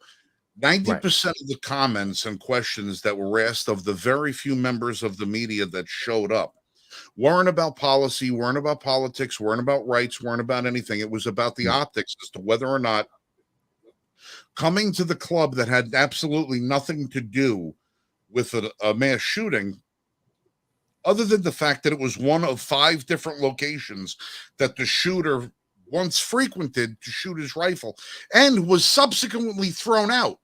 Yeah. The guy got a membership at the club. It was revoked. Broke the rules and he got thrown out of the club. They tried to chastise the NRA and make some sort of connection that the club and its members, to which I was one at the time, were now also guilty of this mass shooting. Because that's how it worked. Every question that was asked that night at that club had to do with that shooting, except when Vass asked questions about whether or not the red flag laws were constitutional, and we had a whole bunch of different answers come back to us from the podium. And it was Vass was there, I was there. I have coverage of it. I have video of that that day. Have the video. Then Congressman and now again Congresswoman Claudia Tenney was there. Yep. And the big wigs of the New York chapter of the NRA and Pistol and Rifle Association were there. Yep. And Vass was the only person in the media that asked normal, pertinent, everyday questions that gun advocates and people who care about gun rights cared about. The other thing, or the only thing else that they wanted to do was make salacious between people that had absolutely nothing to do and paint them with the same guilty broad brush. And we saw it firsthand. We were both there. We have video of it. We have the audio of it. We know what happened. And when we tried to call the media on it for several weeks after, they drowned us out. Yeah, they hated it. Neither one of us got any sort of response, any sort of play. It was like that joke that Claudia Tenney said when she was at the Hyatt Regency in New York. We covered that event as well. Mm-hmm. And she looks at now that day, Vass was, I had a laugh. There was 50 or 60 Antifites across the street. Yeah. Oh, that was fun. That was fun. Now nobody knew me up there. I'm walking around in a suit and tie. I just look like somebody who works at the hotel. I'm doing security work up there. I'm trying to make sure everything's going on. I got my security team. We're all over there. Nobody knows who we are. There's 50 or 60 Antifites, all ran away. Vass walks across the street with a microphone. They see him coming. They all ran away. They didn't want to engage in conversation or anything else. But at the time, the term basket of deplorables was still that was fresh into the news. A very common thing. We had Claudia Tenney had an audience in the room of about 100 people. It wasn't a huge event. It was coffee, donuts. It was just a simple little meet and greet, little town hall type of thing. Mm-hmm. And she said, quote, "How are all my deplorables out there?" Yes. Talking to the audience. Yeah. Talking to the audience. How are all my deplorables out there? Now, even though I was doing security, I had my cameras up running.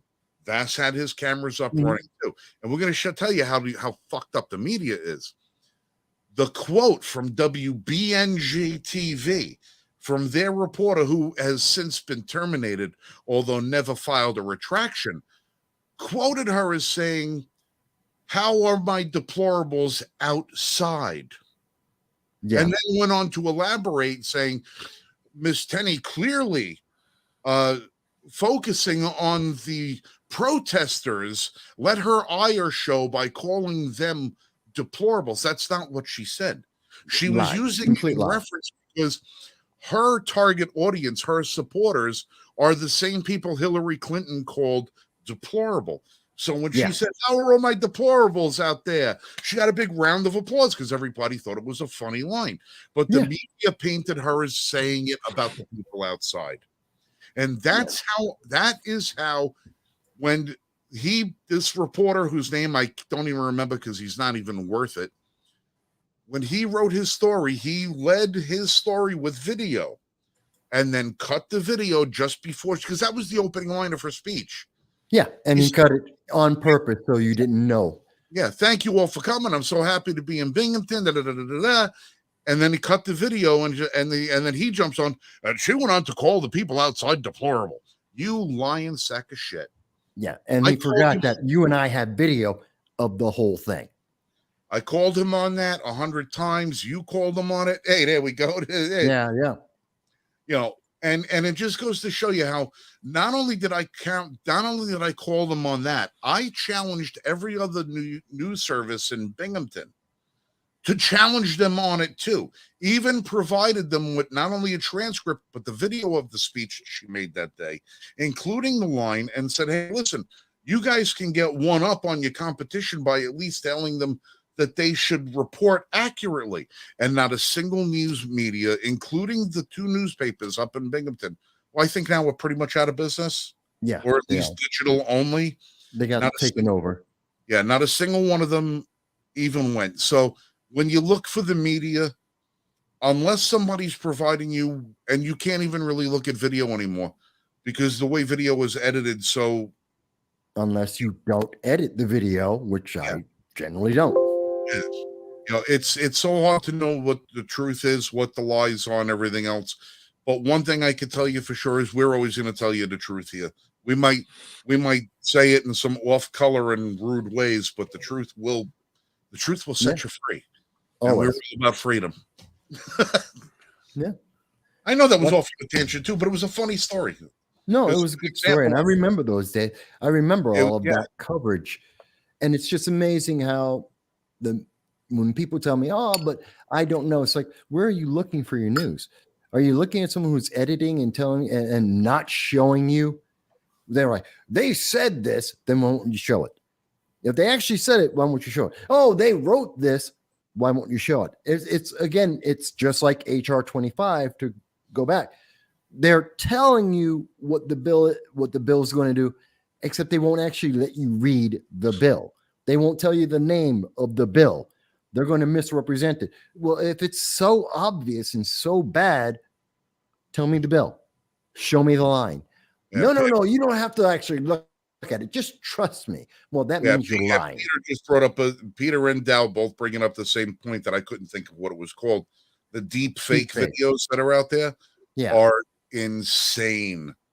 They are insane big ones. what they're doing with them. I never thought in my life. I mean, I used to be impressed with the CGI that you came out of Jurassic Park, which I still think is some of the best in the business, even after 20 years. But this deep fake stuff, it's like, you know how believe half of what you see and none of what you hear. Now is you can't believe nothing anymore. It's insane what they're doing, and anybody can do it. You could alter. You take. Yeah. I watched a pasty-faced, blonde-headed white guy speaking in a normal voice, and then deep fake himself into Morgan Freeman. And I swear to God, you couldn't tell the difference. I was shocked. I was shocked by how accurate it was. And now we're talking about deep fake, and we're getting cut off again.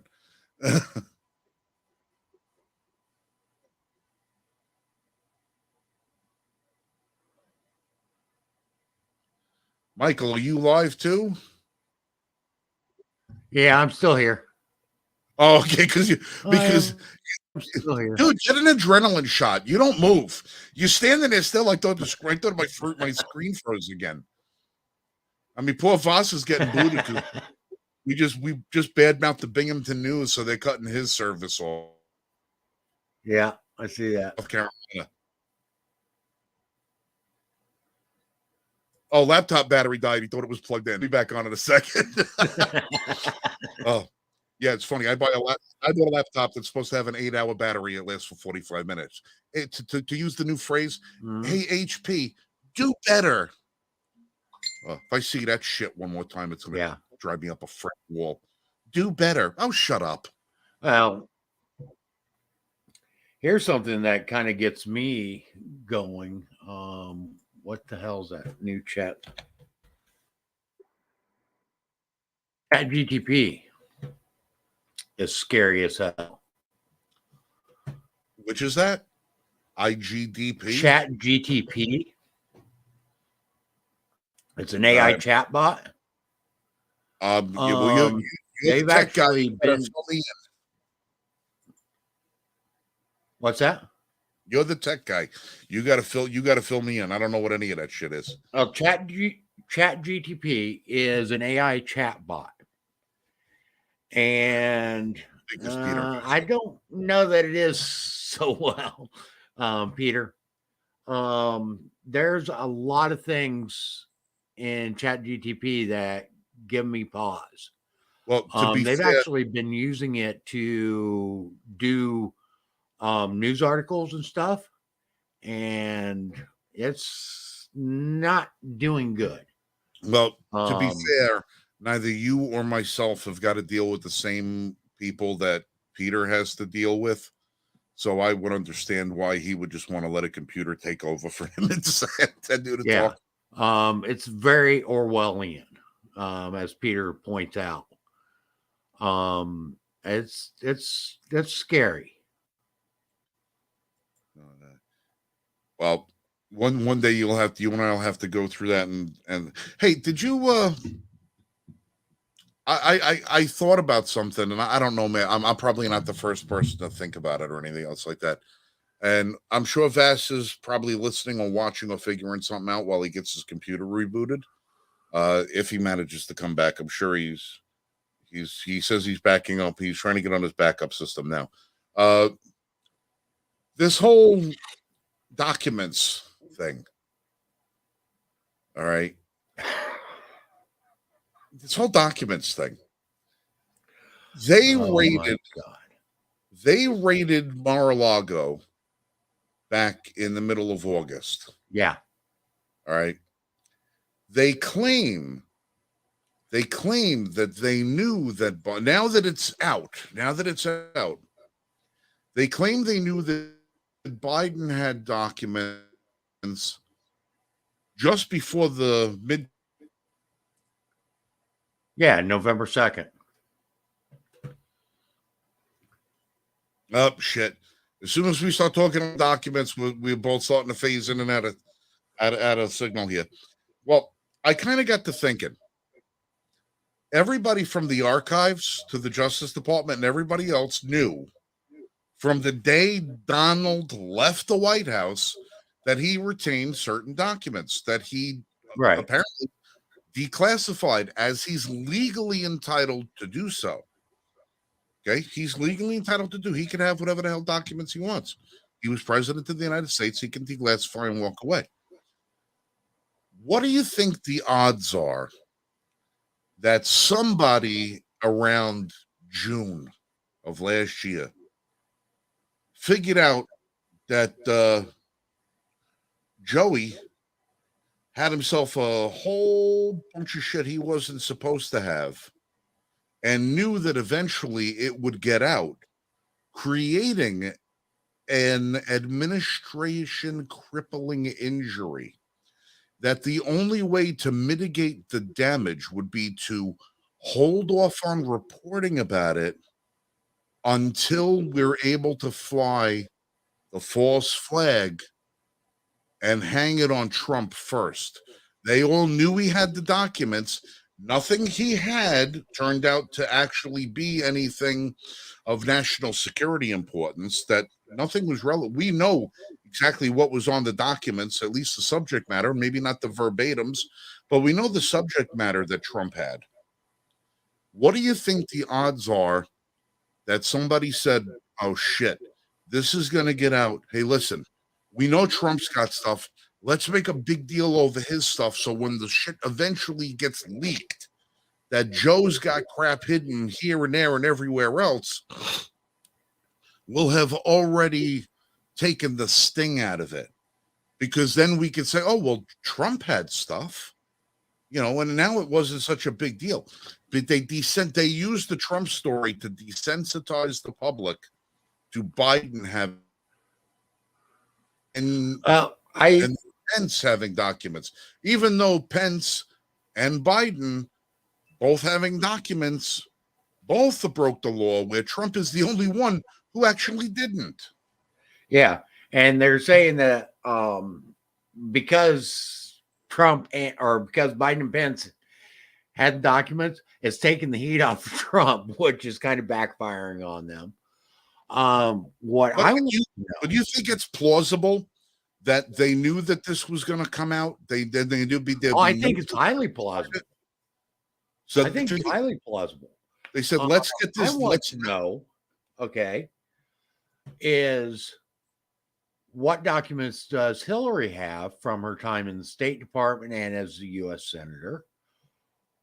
What documents does Bill have from time when he's president? Which, given that presidents do have various documents from when they're in administration. Same with Obama. Okay, let's go back. Let's look at some of these people that have already been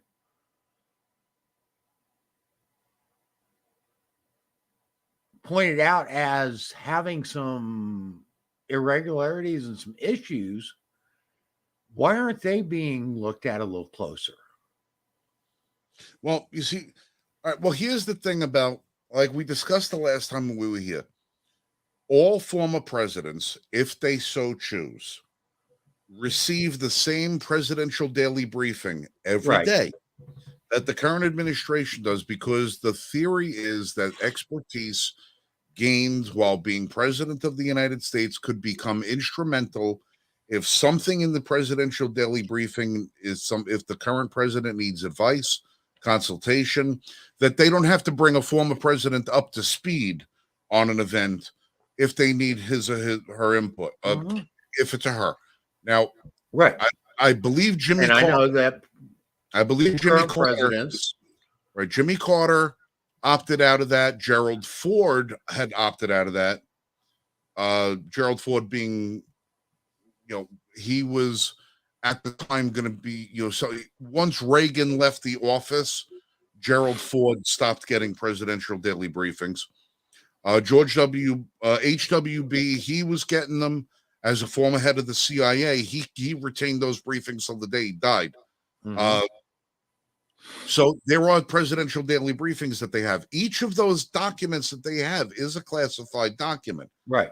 It's classified as being either top secret, eyes only, or whatever. So every former president that receives the briefings has some sort of classified document that he gets every day. It's a brand new document he gets. Trump held on to a certain number. I am starting to, really himself. They knew he had a little stack of stuff that he kept with him. And I think the stuff that he kept with him was not necessarily information that, like they're saying, he had information that he was selling. I think what he had was information on people. That's kind of what I think. I think he had an insurance policy on certain people. He was probably got a brief about Fang Fang. And he probably kept some of those. He probably knew, but I don't think it was anything national security so much as it was personal liability stuff that he may have had.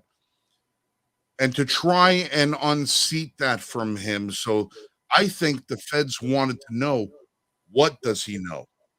That's what I think it was about. This administration wanted to know, what does he know? What does he have? Does he have some dirt on us? Because we just found out that we are screwed. We just realized we're screwed because Joey Boy's been holding shit since 1978. Illegal. And stuff that was supposed to be secret compartmentalized information. SCI. So in other words, it wasn't supposed to, unless under various security protocols, it wasn't supposed to leave the secure containment area. Right. All the Trump stuff was secured.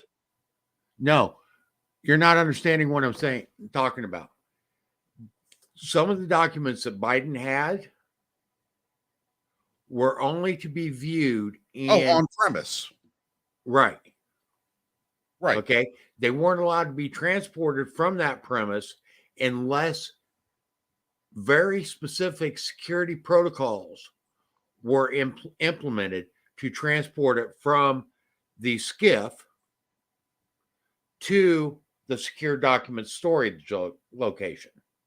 Right. And now, from what I understand, I don't know if there's any truth to this or not. I'm not even gonna say it. I'm not gonna say it at all because I gotta verify it. I got a couple people I gotta talk to. But there's something even deeper in this thing that's even a lot scarier. Hopefully we get some resolution on it. I'll let you guys know about it if I find anything next week. But the fact of the matter is, everything that Trump had, he's legally entitled to, and everything he had was secured. Mm-hmm. Everything that Biden had, not one piece of it was anything he was entitled to have. None of it was secured. We're finding out now that the Biden Penn Center was not only unsecure, but it was open to the general public for months. Right. That anybody could walk in and out of those offices and look through whatever they had. Now, I don't know about you, but if you've ever seen a spy movie and you know what a Dropbox is, right? I'm going to leave. I mean, drug dealers do it all the time. You give this guy the money, and that guy hands you the shit, and somebody else is dropping it off somewhere else. It's all. There's so much, and I really do believe at this point that they knew they were going to get hung up on it.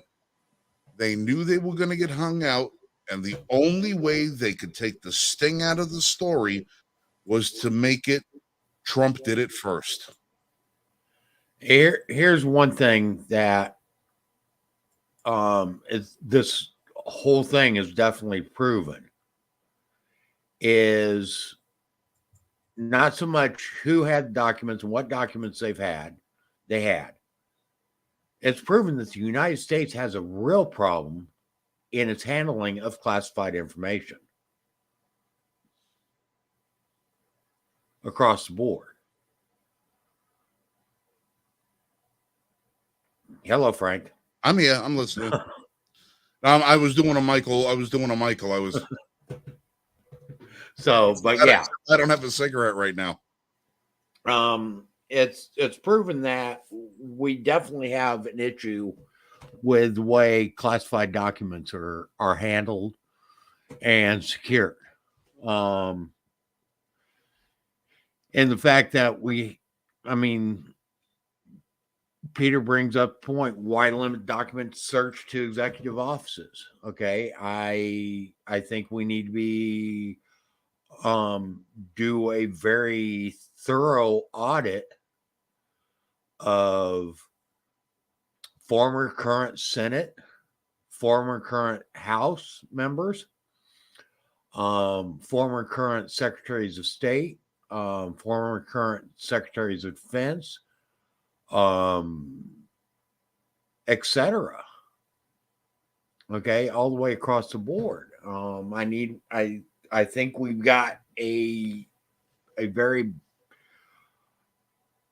big problem in the way that our classified documents are being handled, and I think we need to figure out what's going on and find out just how exposed we are. Well, look, Ron Johnson, Wisconsin senator. According to him and some of the information that he's gleaned through this thing, and going through the Hunter Biden laptop, one of the emails that Hunter Biden was corresponding with back in 2014 with some of his Ukrainian business partners, I guess it's the laundry service that he uses in the Ukraine. The only way that information could have been contained in that email was either he had a crystal ball or had access to the classified documents that were in the garage. Yeah. The information. And I thoroughly believe that I didn't want to get into until I remembered the names and everything else. That's why I froze for a minute. I think that there is going to be a lot more. Actually, I don't know how much the American public is actually going to end up learning on this. I find it kind of interesting how we've got this deal that was happening in the Ukraine before Trump got into office. Okay. And Biden even brags about how of the secret meeting that he had, and basically telling Ukraine that you will do this or type of deal. The open book quid pro quo. Yes. Okay, and then you've got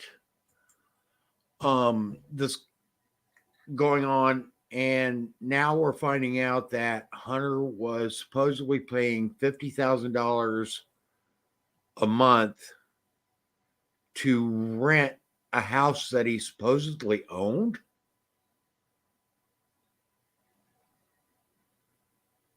Yeah, and we did a little research on that, and apparently the highest rent for a house in the area where that other house is $5,000 a month. Yeah. Okay. There are 10 times market share.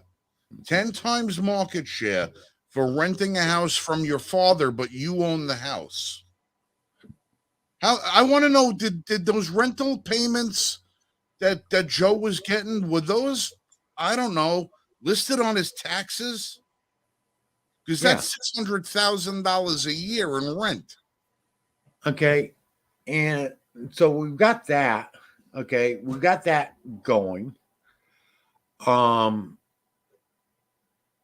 certain events that were going on in that time frame involving Ukraine and other things that was exposed, that we're all told was conspiracy theories and so forth. It's all looking rather credible now. Yeah, except my fear about the whole thing is because they knew this was all going to come out. How do you get the public not to give a shit anymore? Information overload. Mm-hmm. You give them information overload. You desensitize the system to the point where they don't care anymore. Right. As soon as they hear classified documents, they turn the page. They don't want to listen. And how do you do that? You do that by flooding the airways from August till January. Trump classified documents. Trump classified documents. Trump classified documents. By the time you let the cat out of the bag, and if Voss were here, he could tell us what news station it was that broke the story. By the time the story breaks, the people don't give a damn anymore because they don't they it's not that they don't understand. They do. I think the people do understand. It goes back to the whole hitting your dog with the newspaper. They just get to the point that, well, what do you want from me? What do you want me to do? What do you want? I can't do nothing. I don't have no power. I'm going to get outraged. I'm going to make a phone call. I'm going to write a letter. Nobody's going to listen. That's the problem right now. And I honestly believe that we've just gotten to the point where, I mean, the Twitter files told everybody the CIA had something to do with getting assassinated. Nobody gave a shit. Mm-hmm. I mean, right now we've got so much going on that it's almost impossible to process it all. Yeah. Okay. I mean, the hoax guy. Yeah. Yeah. The same thing Peter's talking about right there. All of that Russian hoax was bullshit, and the guy who set it all up was a Russian spy. Mm-hmm. Jesus, can you?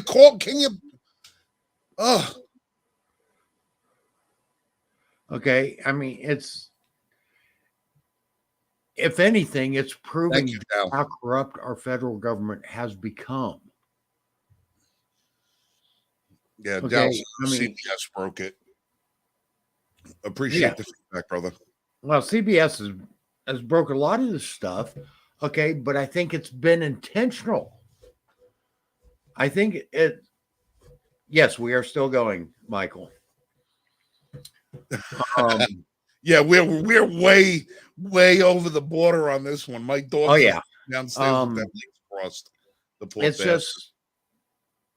Just this actually underscores our point that we were talking about earlier, in that if we really want to end this corruption, we really want to end what's going on in this country, we have to start taking back control of our country as we the people.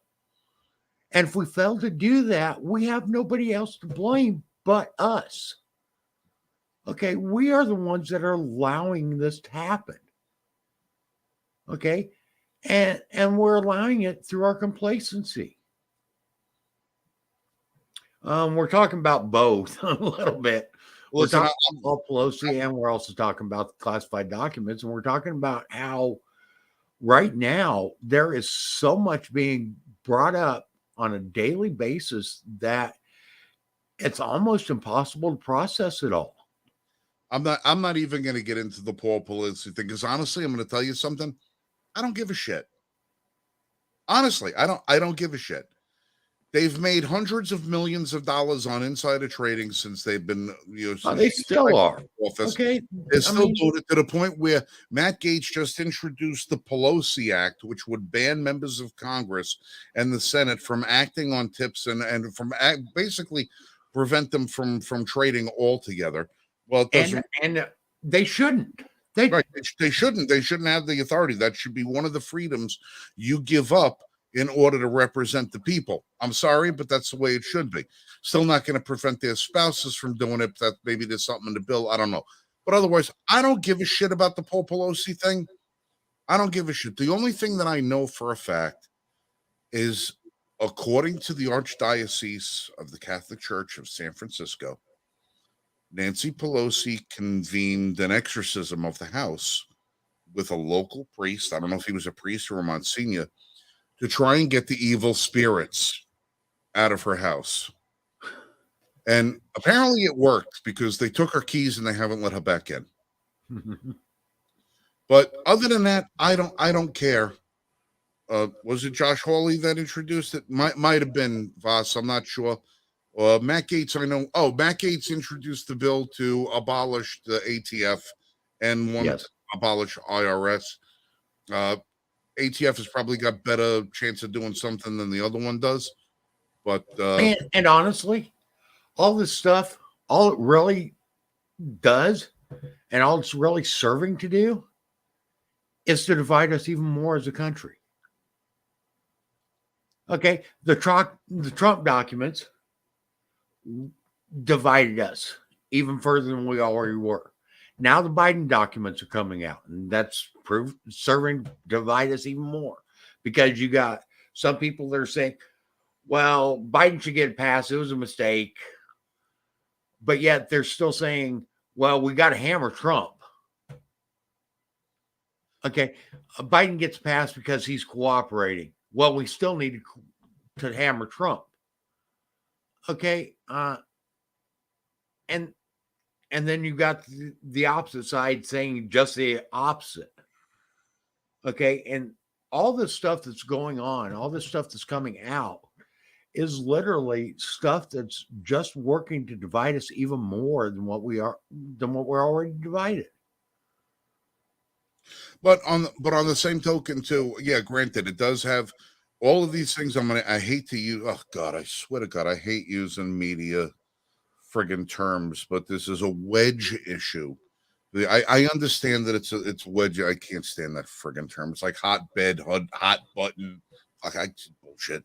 But I understand it. But the fact is, it still needs to be reported. The people still need to know about it.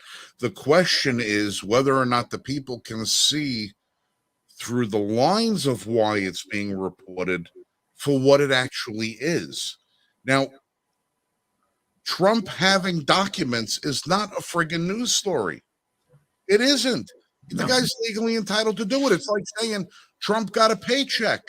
He's entitled to it. He's allowed to do it. Biden having documents, not allowed to. So why was one more pertinent than the other, unless it was to soften the blow? So you got to look at it through that lens. I look at everything now through a suspicious lens, because the conspiracy theorist of 2 years ago is the prognosticator of today. Show me one conspiracy theory that we've had or we've been accused of in the last 5 years that didn't turn out to be at least 90% true.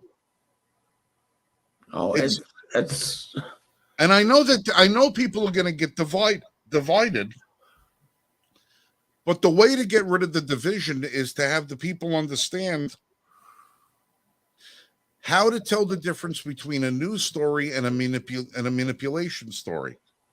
Wow. Why is the news story being told? Is it being told to inform and educate, or is it being taught? Is it being told to you so it can be misinterpreted by you?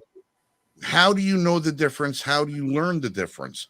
And unfortunately, everybody is, like you said, so partisan right now. They're not really willing to let go. I watch the opposition news. Well, you know who the opposition news is? Everybody. I don't believe any of them. You just listen to Fox.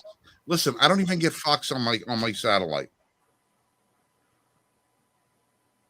Well, here's the thing: is you got most Republicans are watching Fox or what's OAN or something. Right, you can't watch Newsmax on DirecTV because AT&T just pulled them. Right. The Okay. big- Or Newsmax or some of these others. Okay. And they're going online and they stick with the same sources. Okay. And then you've got the other side that does CNN, MSNBC, and those. And honestly, you're not getting, if you're listening to any of these, okay, either the right or the left news channels, you're not getting the full story, plain and simple. And until you start figuring out how to go in and research your own information, figure out what's really going on, okay, you are ignorant of what's happening. Yeah, and when you say that somebody's ignorant, they don't. Well, they think I'm saying that they're stupid. No, Right. I'm not They saying take they're it as an stupid. I'm insult saying you're not informed. rather than understanding that you're not informed. So, I mean, Okay, ignorance is not stupidity. Ignorance is being uninformed. I mean, I don't know if it'll pick up any traction by next week. We'll see what happens. I'll drop this seed in the feed and see if it grows into something. You got some big wig over at Pfizer. Did you see this thing from Project Veritas? Like I said, you can't keep track of all of it. That's what I'm saying. This is going to be the next big thing in the right wing media source and the libertarian media source and the critical thinking media thing. You have a Pfizer executive admitting what he thinks is a blind date that Pfizer has been exploring on ways to mutate the COVID-19 virus in order to release it into the public so that they can have a new strain of the illness that they already have developed a virus antidote for, a vaccine for. So basically saying, hey, we mutated it, figured out a vaccine to, kind of stop it. So what we're going to do is we're going to release it, get everybody sick, and then sell more vaccines. This is an executive over at Pfizer saying this. Now, whether or not it has credence, whether or not it has legs, I don't know. But the way I'm kind of looking at it right now is if the guy from Pfizer comes out and he tells me, listen, I landed here from planet Septia 6 years ago and brought the COVID-19, I'm going to be really, I'm finding this plausible. I don't care what they say anymore when it comes to this crap. It's plausible. What does it say? A drunk man's words are an honest man's thoughts. When you get people, caught on his saying something, and then he says, "Oh no, I was just lying because I was trying to impress a date." What date are you trying to impress by telling people that you're trying to mutate a virus to kill more people? And I don't know. Just the vaccine thing is such a scam, such a farce. People can't even comprehend it. And I look through various chat streams and so forth on this stuff. And that again is such another polarizing thing, because you got one camp that swears by the vaccine, and by God, if you're not up to date on the most current booster, you're going to die. And then you got the other camp that, well, by God, I'm not taking this vaccine, blah, blah, blah, blah, blah, blah. And even if it's not causing some of the side effects that we're hearing about, the vaccine has been ineffective. And to say that it has been effective is bottom such line, a huge lie. Bottom line, the manufacturers and the media, the line was, this stops you from getting the disease, and it stops the transmission of, and if you get the vaccine, you won't die. Those were the three settled science, matter of fact statements that they came out and said. It wasn't conjecture. These were the matter of fact things. It'll prevent you from getting it, Yeah.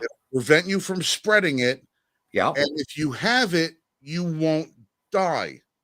Right. Those were the three facts. Every one was a lie. They were they weren't inaccuracies. They weren't hyperbole. They weren't exaggerations. They were lies. If you got the vaccine, you could still get it.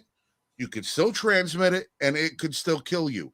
The Yep. same exact thing that would happen to the people who didn't have the vaccine. Maybe, yeah. And they're trying to say, well, if you're vaccinated and you do get COVID, it won't be as severe. It won't be as severe. Now, okay, I'm unvaccinated, and I'll fully outright say I'm unvaccinated.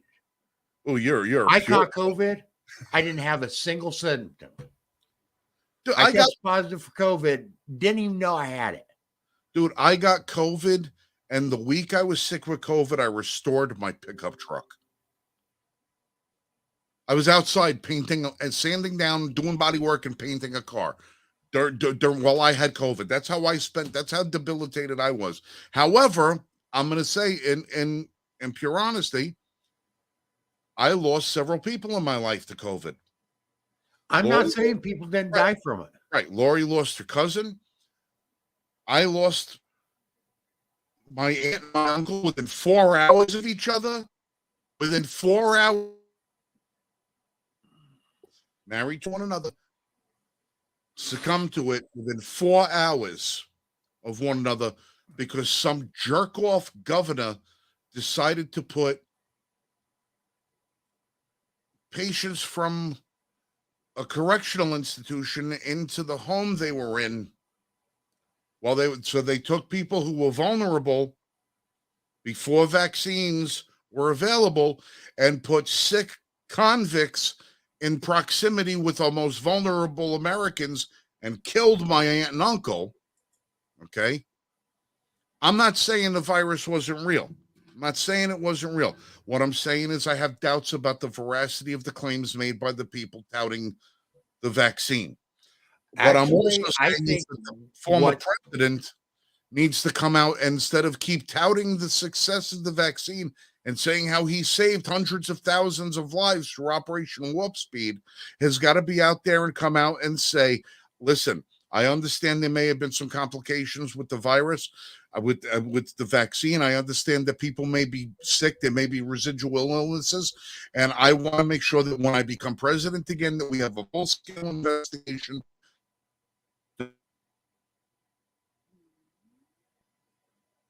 You're freezing up again, Frank. Well, I know that maybe me, maybe you. I don't know. Nah, but Trump's got to come out and address these issues. Otherwise, 30% of his base is not going to come out and vote for him because at least 30% of his base has got serious questions that he's afraid to address. Well, I do think that there are a lot of things that need to be addressed. There's a lot of things that need to be looked at. Okay. And I think one of the biggest causes of death, especially in the early stages of the COVID pandemic, was the mistreatment of COVID. Yeah, the respirators, right, ventilators. Okay, treating a respiratory ailment completely opposite of the way you treat every other respiratory ailment. The forbidding of accepted drugs. Time-tested, proven drugs that proved to work on these things. The fact that we weren't allowed to give people the opportunity to experiment while all else was lost. You weren't allowed to have your ivermectin. I think that was the biggest thing as far as people dying of COVID. And then also I think numbers were manipulated because you have I think you're getting a lot of people that were dying with COVID, Yeah. not necessarily from COVID. Dude, I saw an autopsy report from New York City. Guy shot, criminal got shot by the police 5 times. They killed him, but he had COVID. So they listed the cause of death as COVID. Why? Right. Why? Because every time a hospital reported a death with somebody from COVID, they got $120,000. It was a money game. It was a money game. That's why the hospitals were so happy to go along with listing everybody as COVID, because COVID deaths got paid. I saw another autopsy report. Guy got killed on a motorcycle, lost control of a motorcycle, got head on into a car. He died from internal injuries, but he had COVID. Death listed as COVID.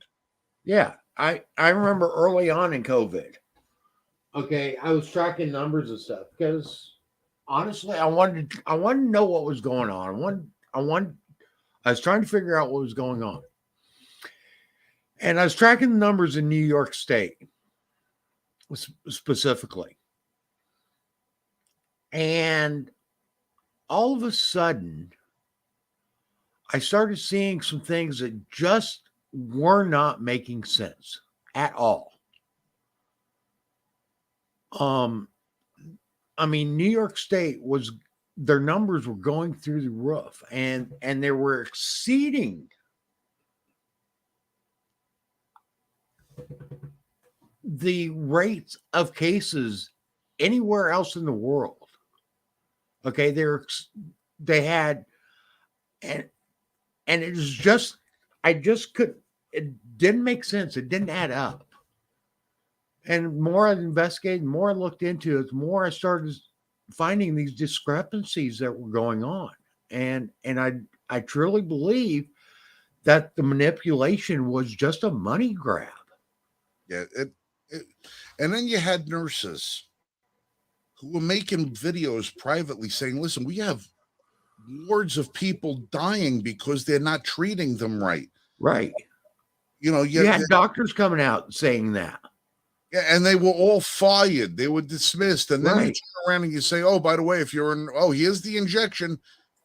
All our wonderful first responders, our first responders are front line in the medical community. If you don't get the virus, you've been working for a year at risk of getting the virus. Many of you getting the virus, working through it, coming back, having a natural immunity. But now if you don't get the vaccine, you're fired.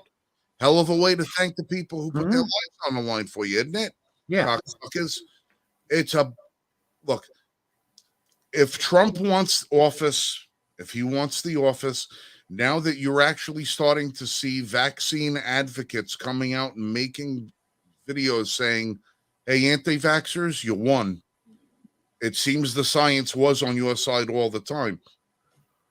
If Trump doesn't come out and start admitting that there were shortfalls and that there were severe problems and that heads need to roll, maybe even his own, he's not going to get it, because he's going to have to hold everybody who is a part of this mess accountable, even himself. Even he's going to have to come out and do a mea culpa, take responsibility. If it turns out that what everyone who's had suspicions has been saying for the last 2 years, if any of the claims come out to be true, he's going to have to take responsibility for that.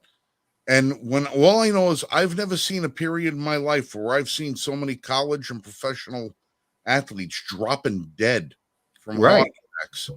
And we just had another one. Okay.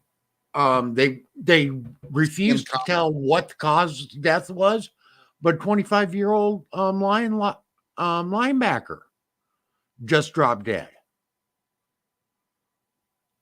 I've never seen it before. I mean, there's kids 17, 16, 15 years, high school athletes dropping dead. You're seeing videos of people passing out and dropping dead all over the place. And it keeps saying, you know how it's become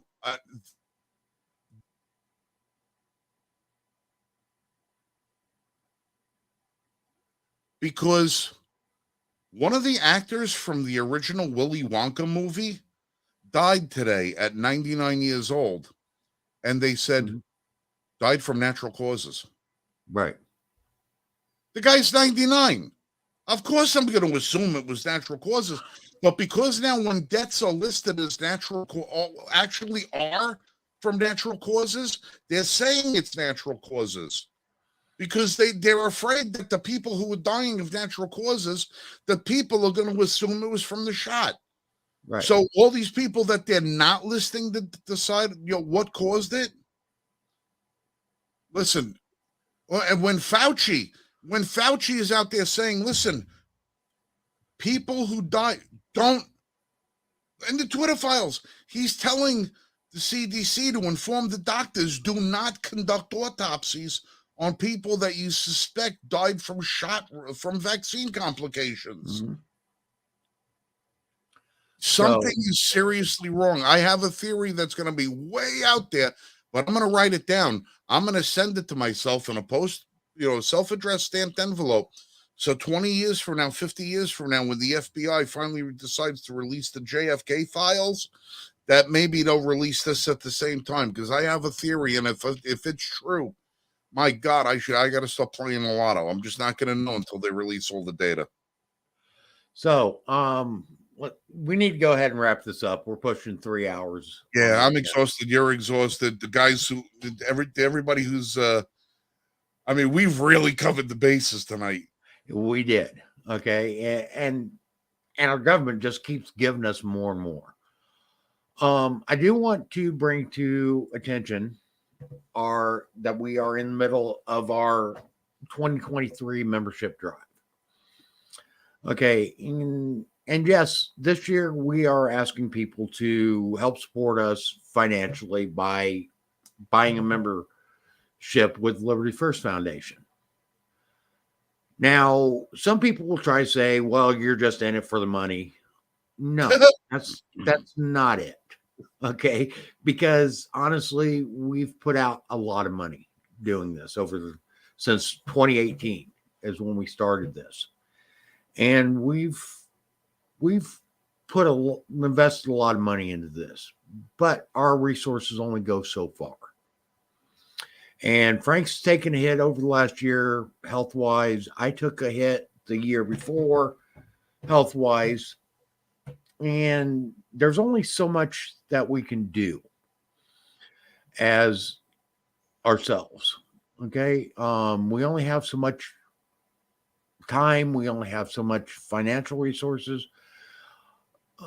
We just can't do it all, plain and simple. And we do what we can as much as we can. We try. Okay. But we need your help. We need your help as a community. We need your help on this. Okay. Because we've asked people to get involved. Okay. This is another way that you can get involved is by helping us spread the message. And one of the ways that you can help us is financially. Okay. This will allow us to do a lot more stuff. Everything from setting up alternate video channels for us to be able to bring forth our educational videos, which some of them are being shut down on YouTube, to being able to go places, to talk to people, to spread this message of constitutional restoration. Okay, those are the things that we're needing these finances for, because like I said, we only have a limited amount of funds. Okay. And we put forth money for our website. We put forth money to register our domains. We put forth money for equipment that we use to bring these live streams to you.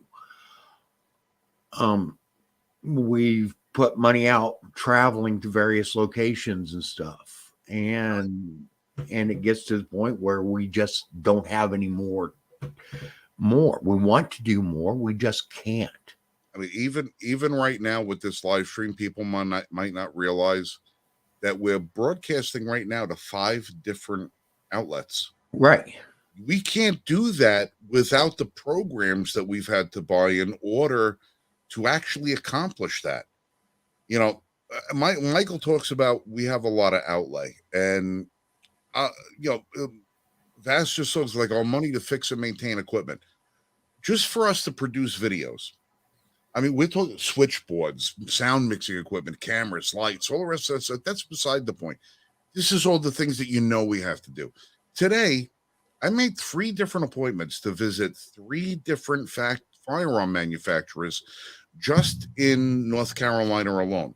And I'm going to be visiting these over the next month to bring you guys inside tours and inside information of these 3 firearm manufacturers.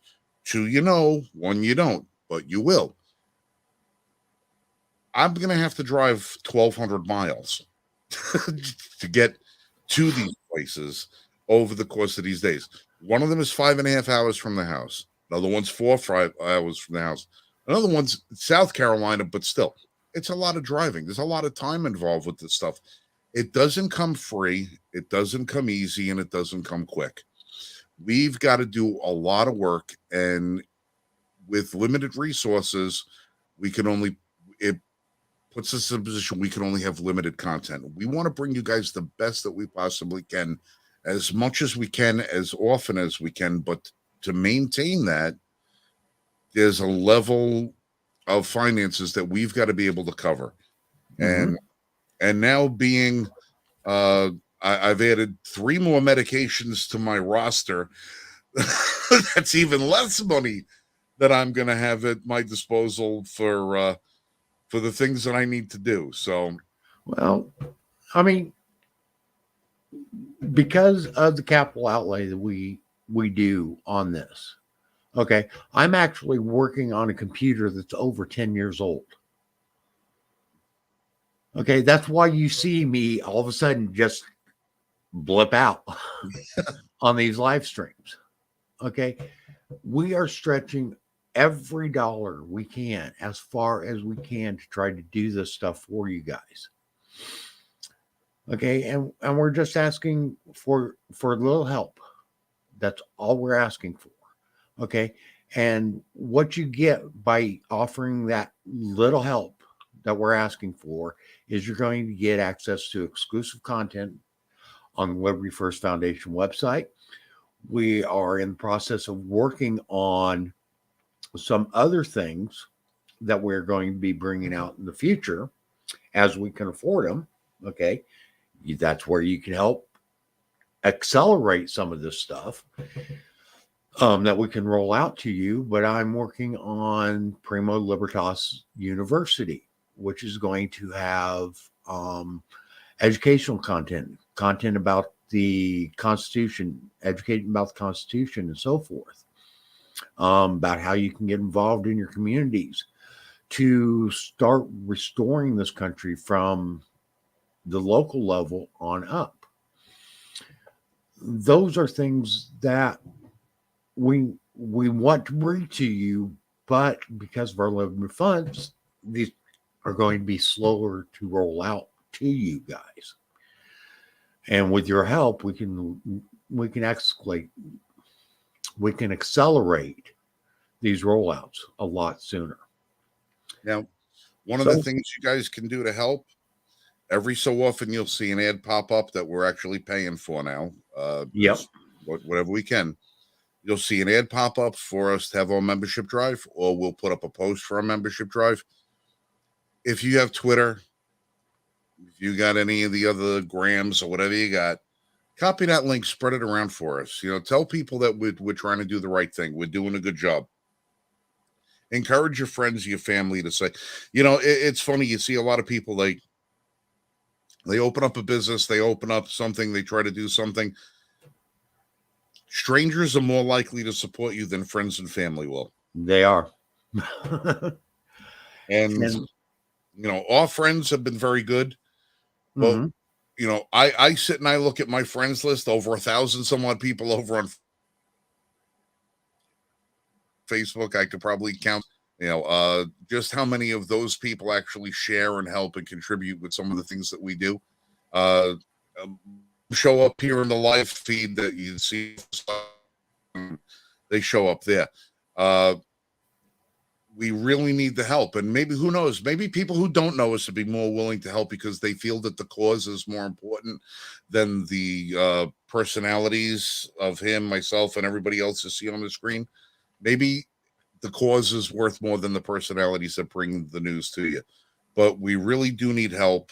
And we're going to still keep plugging along, doing what we're doing, because this is passion.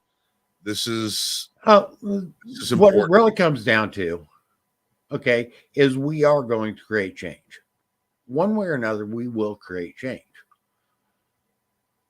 The real question is are the people going to help support and accelerate that change?